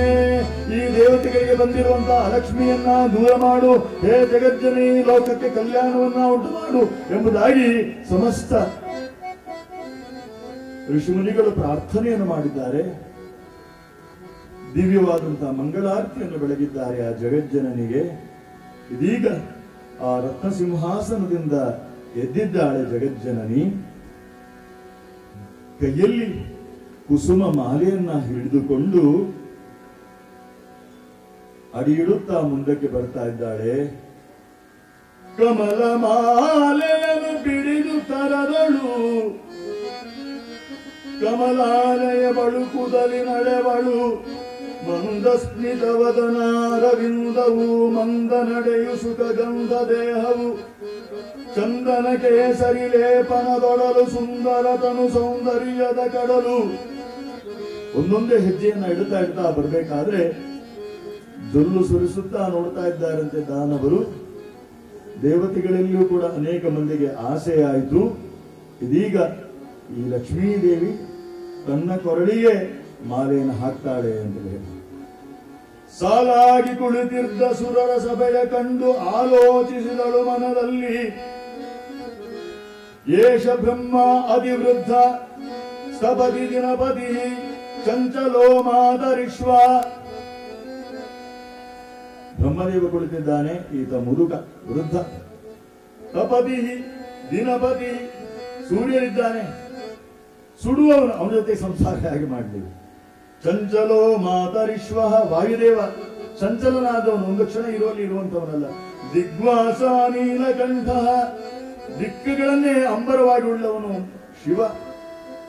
ಇವರನ್ನೆಲ್ಲ ನಾನು ಹೇಗೆ ವರಿಸಲಿ? ವಾದಿರಾದರು ಲಕ್ಷ್ಮೀ ಶೋಭಾನಿಯಲ್ಲಿ ಬಹಳ ಸುಂದರವಾಗಿ ವರ್ಣನೆ ಮಾಡ್ತಾರೆ. ಇತ್ತರದ ಸುರರ ಸುತ್ತ ನೋಡುತ್ತ ಲಕ್ಷ್ಮೀ ದೇವಿ ಚಿತ್ತವ ಕೊಡದೆ ನಸು ನಗುತ್ತ. ಇತ್ತರ ಸುರ ಸುತ್ತ ನೋಡುತ್ತ ಲಕ್ಷ್ಮೀ ದೇವಿ ಚಿತ್ತವ ಕೊಡದೆ ನಸು ನಗುತ್ತ. ಚಿತ್ತವ ಕೊಡದೆ ನಸು ನಗುತ್ತ ಬಂದು ಲಕ್ಷ್ಮೀ ಪುರುಷೋತ್ತಮನ ಕಂಡು ನಮಿಸಿದಳು. ತನ್ನ ಪಾಡಿಗೆ ಧ್ಯಾನಸ್ಥನಾಗಿ ಸಮಾಧಿಸ್ಥನಾಗಿ ನಿಂತಿದ್ದ ಮಹಾವಿಷ್ಣು ಆತನಿಗೆ ಬಂದು ನಮನವನ್ನ ಸಲ್ಲಿಸ್ತಾ ಇದ್ದಾಳಂತೆ ಲಕ್ಷ್ಮೀದೇವಿ. ಯಾಕಂತೇಳಿ ಹೇಳಿದ್ರೆ, ಈ ಪರಿಯ ಸೌಭಾಗ್ಯಾವ ದೇವರಲಿ ಕಾಣಿ, ಈ ಪರಿಯ ಸೌಭಾಗ್ಯಾವ ದೇವರಲಿ ಕಾಣಿ. ಗೋಪಿ ಜನ ಪ್ರಿಯ ಗೋಪಾಲ ಗಂಗದ ಈ ಪರಿಯ ಸೌಭಾಗ್ಯಾವ. ಪಾವನ ಪರಿ ನೋಡೆ ಅಮರ ಗಂಗಾ ಜನಕ ದೇವ ಸತ್ವದಲ್ಲಿ ನೋಡಿ ದಿವಿಜರುಡೆಯ ಲಾವಣ್ಯದಲ್ಲಿ ನೋಡೆ ಲೋಕಮೋಹಕನಯ್ಯ ಆವಧೈರ್ಯದಿ ನೋಡ ಅಸುರಾಗತ ಈ ಪರಿಯ ಸೊಬಗ್ಯ ದೇವರನಿ ವಿಶ್ವಶಿಲ್ಪದ ಕುಶಲ ಹಸ್ತನು ವಿಶ್ವರಕ್ಷೆಯ ಮಂತ್ರವಾದಿಯು ವಿಶ್ವದಿಂದ ಸಮಿಧೆಗಲ್ಲ ಕಾರ್ಯದ ಬೊಮ್ಮಚಾರಿವಟು ವಿಶ್ವನಾಟಕ ಸೂತ್ರಧಾರನ ಇವನನ್ನ ಮಿಗಿಲಾಗಿ ಬೇರೆ ಯಾವ ದೇವರನ್ನ ಕಾಣಲಿಕ್ಕೆ ಸಾಧ್ಯ ಉಂಟು? ಆವಾಗ ನಾರದರಿಂತಂತೆ ಪಕ್ಕದಲ್ಲಿ ಬಂದು ಮೆಲ್ಲನೆ ಕೇಳ್ತಾರಂತೆ, ಅಮ್ಮ ನೀನು ಯಾರಿಗೆ ಮಾಲೆ ಹಾಕ್ಲಿಕ್ಕೆ ಹೊರಟಿದ್ದೆ? ಬೇರೆ ಯಾರಿಗೂ ಹೇಳೋದು ಬೇಡ, ನನ್ನ ಹತ್ರ ಮಾತ್ರ ಗುಟ್ಟಲ್ಲಿ ಹೇಳು ಅಂತ ಹೇಳುವಾಗ ಲಕ್ಷ್ಮೀದೇವಿ ಹೇಳ್ತಾಳಂತೆ, ಬೇರೆ ಯಾರಿಗೇ ಆದರೂ ಹೇಳಬೇಕು ಅಂತೇಳಿ ಆದ್ರೆ ನಿನ್ನ ಹತ್ರ ಹೇಳಿದ್ರೆ ಸಾಕು, ನಿನ್ನ ಹತ್ರ ನಾನು ಯಾಕೆ ಹೇಳಬೇಕು ಅಂತೇಳಿ ಹೇಳಿ ನೇರವಾಗಿ ಬಂದು ಆ ಜಗಜ್ಜನನಿ ಆ ಮಹಾವಿಷ್ಣುವಿನ ಕೊರಳಿಗೆ ಮಾಲೆಯನ್ನು ಹಾಕಿದ್ದಾಳೆ. ಲಕ್ಷ್ಮೀ ರಮಣ ಗೋವಿಂದ ಗೋವಿಂದ ಜಯ ಜಯಕಾರಕರ ಆಯಿಷಾ ಜಯ ಜಯಕಾರಕರ ಆಯಿಷಾ ಜಯ ಜಯಕಾರಕರ ಜಯ ಜಯಕಾರಕರ ಆಯಿಷಾ ಜಯ ಜಯಕಾರಕರ. ಎಲ್ಲರೂ ಸೇರಿ ಜಯ ಜಯಕಾರವನ್ನು ಮಾಡ್ತಾ ಇದ್ದಾರೆ ದಿವ್ಯ ದೇವತೆಗಳೆಲ್ಲ. ಬ್ರಹ್ಮದೇವರ ಪೌರೋಹಿತ್ಯದಲ್ಲಿ ಆ ದಿವ್ಯವಾದಂತಹ ಮದುವೆ ನಡೆಯುತ್ತದೆ. ಕಿರೀಟ ಕುಂಡಲ ವಜ್ರ ಖಚಿತವಿದು ಸಂಸಮನೆ ಮಿಂಚುವುದು, ಸಂಸಮನೆ ಮಿಂಚುವುದು. ಕೋಟಿ ರವಿಯ ತೇಜದ ಬದಲಾಂಬುದ ಕಾಂತಿಯೊಳು ಮಿನುಗುವುದು, ಆ ಕಾಂತಿಯೊಳು ಮಿನುಗುವುದು. ಜಯ ಜಯಕಾರಕರ ಆಯುಷಾ ಜಯ ಜಯಕಾರಕರ ಆಯುಷಾ ಜಯ ಜಯಕಾರ. ಲಕ್ಷ್ಮೀ ರಮಣ ಗೋವಿಂದ ಗೋವಿಂದ. ಲಕ್ಷ್ಮೀ ನರಸಿಂಹದೇವರ ಪಾದಾರವಿಂದಕ್ಕೆ ಗೋವಿಂದಾಂದಿ ಗೋವಿಂದ ಗೋವಿಂದ. ಹೀಗೆ ಲಕ್ಷ್ಮೀ ಹಾಗೂ ಶ್ರೀಮನ್ನಾರಾಯಣರ ಆ ವಿವಾಹ ಕಲ್ಯಾಣ ನಡೆಯಿತು. ಮುಂದೆ ಅಮೃತ ಪ್ರಕಟವಾಯಿತು. ಆವಾಗ ಮಹಾವಿಷ್ಣು ಮೋಹಿನಿಯಾಗಿ ಪ್ರಕಟನಾಗಿ ಆ ಅಮೃತವು ದೇವತೆಗಳಿಗೆ ಸಿಕ್ಕಬೇಕು, ಸಿಕ್ಕುವಂತಹ ರೀತಿಯಲ್ಲಿ ತಂತ್ರವನ್ನ ಮಾಡಿ ದೇವತೆಗಳಿಗೆ ಸಿಗುವಂತೆ ಮಾಡಿದ್ದಾನೆ.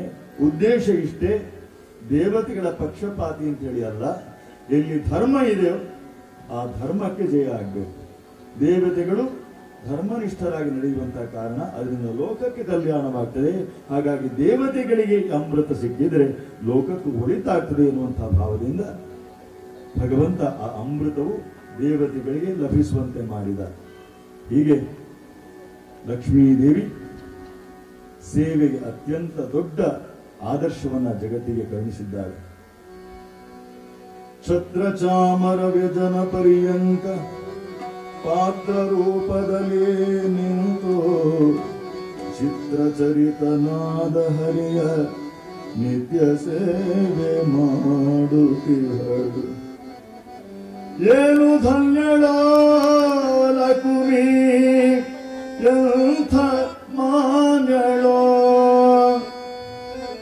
ಮಾನ್ಯತೆ ನಮಗೆ ಲಭಿಸಬೇಕು ಅಂತೇಳಿ ಆದ್ರೆ ಸಂಪತ್ತಿನಿಂದಲ್ಲ, ಅಧಿಕಾರದಿಂದಲ್ಲ, ಸೇವೆಯಿಂದ ಎನ್ನುವಂತ ಆದರ್ಶವನ್ನ ಲಕ್ಷ್ಮೀದೇವಿ ತೋರಿಸಿಕೊಟ್ಟಿದ್ದಾಳೆ. ನಿರಂತರವಾಗಿ ಹರಿಸೇವೆಯಲ್ಲಿ ನಿರತಲಾಗಿದ್ದುವಂತಹ ಲಕ್ಷ್ಮೀದೇವಿ. ಹಾಗಾಗಿ ಶ್ರೀನಿಕೇತನ ಪಾಲಯ ಮಾಂ, ಶ್ರೀನಿಕೇತನ. ಆ ಲಕ್ಷ್ಮೀದೇವಿಗೆ ತನ್ನ ಪುರಸ್ಥಳದಲ್ಲೇ ಅವಕಾಶವನ್ನು ಮಾಡಿಕೊಟ್ಟ ಭಗವಂತ. ಹಾಗಾಗಿ ಶ್ರೀನಿಕೇತನ ಎನ್ನುವಂಥ ಅಭಿಧಾನವನ್ನ ಶಾಸ್ತ್ರಕಾರರು ಭಗವಂತನಿಗೆ ನೀಡಿದ್ದಾರೆ. ಅಂಥ ಶ್ರೀಮನ್ನಾರಾಯಣನ ಆ ಲಕ್ಷ್ಮೀ ನರಸಿಂಹಸ್ವಾಮಿಯ ಪ್ರತಿಷ್ಠಾ ಉತ್ಸವದ ಈ ಸಂದರ್ಭದಲ್ಲಿ ಯೋಗಲಕ್ಷ್ಮೀ ನರಸಿಂಹದೇವರ ಈ ಪುಣ್ಯ ಸಾನ್ನಿಧ್ಯದಲ್ಲಿ ಈ ಒಂದು ಹರಿಕಥಾ ಸೇವೆಯನ್ನು ಮಾಡುವಂತಹ ಸುಯೋಗವನ್ನು ಕಲ್ಪಿಸಿಕೊಟ್ಟಂಥ ಶ್ರೀ ಕ್ಷೇತ್ರದ ಆಡಳಿತ ವರ್ಗದವರಿಗೆ ಹಾಗೆಯೇ ಈ ಒಂದು ಉತ್ಸವದ ಸಾಂಸ್ಕೃತಿಕ ಸಮಿತಿಯ ಎಲ್ಲಾ ಪದಾಧಿಕಾರಿಗಳಿಗೆ ನನ್ನ ಹೃತ್ಪೂರ್ವಕವಾದಂತಹ ಪ್ರಣಾಮಪೂರ್ವಕವಾದಂತಹ ಕೃತಜ್ಞತೆಗಳನ್ನು ಸಲ್ಲಿಸ್ತಾ ಇದ್ದೇನೆ. ಹಾಗೆ ಹೇಳಿದ ಹಾಗೆ ಕಥೆ ಎಲ್ರಿಗೂ ಗೊತ್ತಿರುವಂತಹದ್ದೇ, ಆದರೆ ಕಥೆಯ ಹಿಂದೆ ಅಡಕವಾಗಿರುವಂತಹ ಮೌಲ್ಯ, ಆ ತತ್ವವನ್ನು ನಾವು ಅನುಸಂಧಾನ ಮಾಡಿಕೊಂಡು ಜೀವನದಲ್ಲಿ ಅಳವಡಿಸುವಂತಹ ಪ್ರಯತ್ನ ನಮ್ಮಿಂದ ಆಗಬೇಕು. ಆ ನಿಟ್ಟಿನಲ್ಲಿ ಹರಿಕಥೆಯಂತಹ ಒಂದು ಉಜ್ವಲವಾದಂತಹ ಕಾರ್ಯಕ್ರಮವನ್ನ ಈ ಉತ್ಸವದ ಸಂದರ್ಭದಲ್ಲಿ ಆಯೋಜಿಸಿದಂತ ಈ ಕ್ಷೇತ್ರದ ಅರ್ಚಕರಾದಂತಹ ಉಮೇಶ್ ನಾಯಕ್ ಅವರಿಗೆ ನನ್ನ ಪೂರ್ವಕವಾದಂತಹ ಪ್ರಣಾಮಪೂರ್ವಕವಾದಂತಹ ಕೃತಜ್ಞತೆಗಳನ್ನು ಸಲ್ಲಿಸ್ತಾ ಇದ್ದೇನೆ. ವಿಶೇಷವಾಗಿ ಈ ಹರಿಕಥೆಗೆ ಹಿಮ್ಮೇಳದಲ್ಲಿ ಸಹಕಾರವನ್ನು ಕೊಟ್ಟವರು ಶ್ರೀ ಮಂಗಲ್ದಾಸ್ ಗುಲ್ವಾಡಿಯವರು ತಬ್ಲಾದಲ್ಲಿ ಹಿರಿಯ ಕಲಾವಿದರು, ಹಾಗೆ ಶ್ರೀ ರಮೇಶ್ ಹೆಬ್ಬಾರ್ ಅವರು ಹಾರ್ಮೋನಿಯಂನಲ್ಲಿ, ಹಾಗೆ ಶ್ರೀ ರಘುರಾಮ್ ಪೈ ಅವರು ಕೂಡ ಉತ್ತಮ ಗಾಯಕರು, ಭಜನೆ ಚೆನ್ನಾಗಿ ಹಾಡ್ತಾರೆ, ತಾಳದಲ್ಲಿ ಸಹಕಾರವನ್ನು ಕೊಟ್ಟಿದ್ದಾರೆ. ಅವರೆಲ್ಲರೂ ಇಷ್ಟಾರ್ಥವನ್ನು ಲಕ್ಷ್ಮೀ ನರಸಿಂಹಸ್ವಾಮಿ ಈಡೇರಿಸಲಿ ಎನ್ನುವಂತಹ ಪ್ರಾರ್ಥನೆಯನ್ನು ಮಾಡುತ್ತಾ ಉತ್ತಮವಾದಂತಹ ಧ್ವನಿವರ್ಧಕದ ವ್ಯವಸ್ಥೆಯನ್ನು ಮಾಡಿದ್ದಾರೆ ನಮ್ಮ ಮಿತ್ರರು, ಅವರಿಗೂ ಕೂಡ ಕೃತಜ್ಞತೆಗಳನ್ನು ಸಲ್ಲಿಸ್ತಾ ಇದ್ದೇನೆ. ನೇರ ಪ್ರಸಾರವನ್ನು ಮಾಡಿದಂತಹ ತಂತ್ರಜ್ಞರಿಗೂ ಕೂಡ ಕೃತಜ್ಞತೆಯನ್ನು ಸಲ್ಲಿಸುತ್ತಾ, ಹರಿಕಥೆಯಲ್ಲಿ ಸಾಮಾನ್ಯವಾಗಿ ಅಚ್ಯುತದಾಸರು ಆವಾಗಲೇ ಹೇಳಿದ್ದುಂಟು, ಹರಿಕಥೆಗೆ ಬರುವಾಗ ಒಬ್ಬೊಬ್ಬರೇ ಬರ್ತಾರೆ, ಆದರೆ ಹರಿಕಥೆ ಆಗ್ತಾ ಇರುವಾಗ ಇಬ್ಬರಿಬ್ಬರನ್ನು ಮಧ್ಯದಲ್ಲಿ ಕರ್ಕೊಂಡು ಹೋಗ್ತಾರೆ, ಕೊನೆಗೆ ಹರಿಕಥೆ ಆಯೋಜನೆ ಮಾಡಿದವರು ಮಾತ್ರ ಉಳಿಯೋದು ಅಂತ ಹೇಳಿ. ಆದರೆ ಇಲ್ಲಿ ಹಾಗೆ ಆಗಲಿಲ್ಲ, 4 ಜನ ಹೆಚ್ಚಾದರೂ ಹೊರತು ಕಡಿಮೆ ಆಗಲಿಲ್ಲ, ಕೂತವರು ಹೇಳಲಿಲ್ಲ.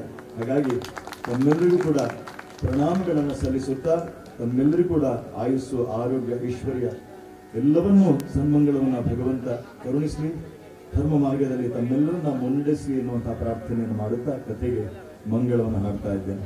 ಮಂಗಳಂ ಜಯ ಮಂಗಳಂ, ಮಂಗಳಂ ಶುಭ ಮಂಗಳಂ, ಮಂಗಳಂ ಜಯ ಮಂಗಳಂ, ಮಂಗಳಂ ಶುಭ ಮಂಗಳಂ.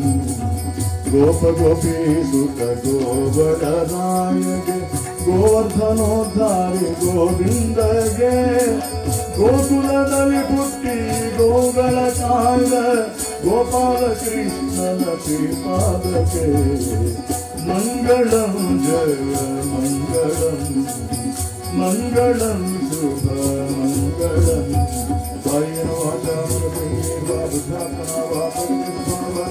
ಸರ್ವೋಮಿ ಯದ್ಯತ್ಸಕಲಂ ಪರಸ್ಮೈ ನಮಾಮಿಕಾಯ ಸಮರ್ಪಯಾಮಿ.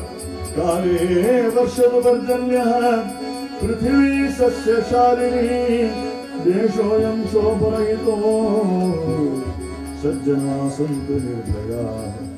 ಓಂ ಸತೋ ಮಾ ಸದ್ಗಮಯ, ತಮಸೋ ಮಾ ಜ್ಯೋತಿರ್ಗಮಯ, ಮೃತ್ಯೋರ್ಮಾಮೃತಂಗಮಯ. ಓಂ ಶಾಂತಿ ಶಾಂತಿ ಶಾಂತಿ.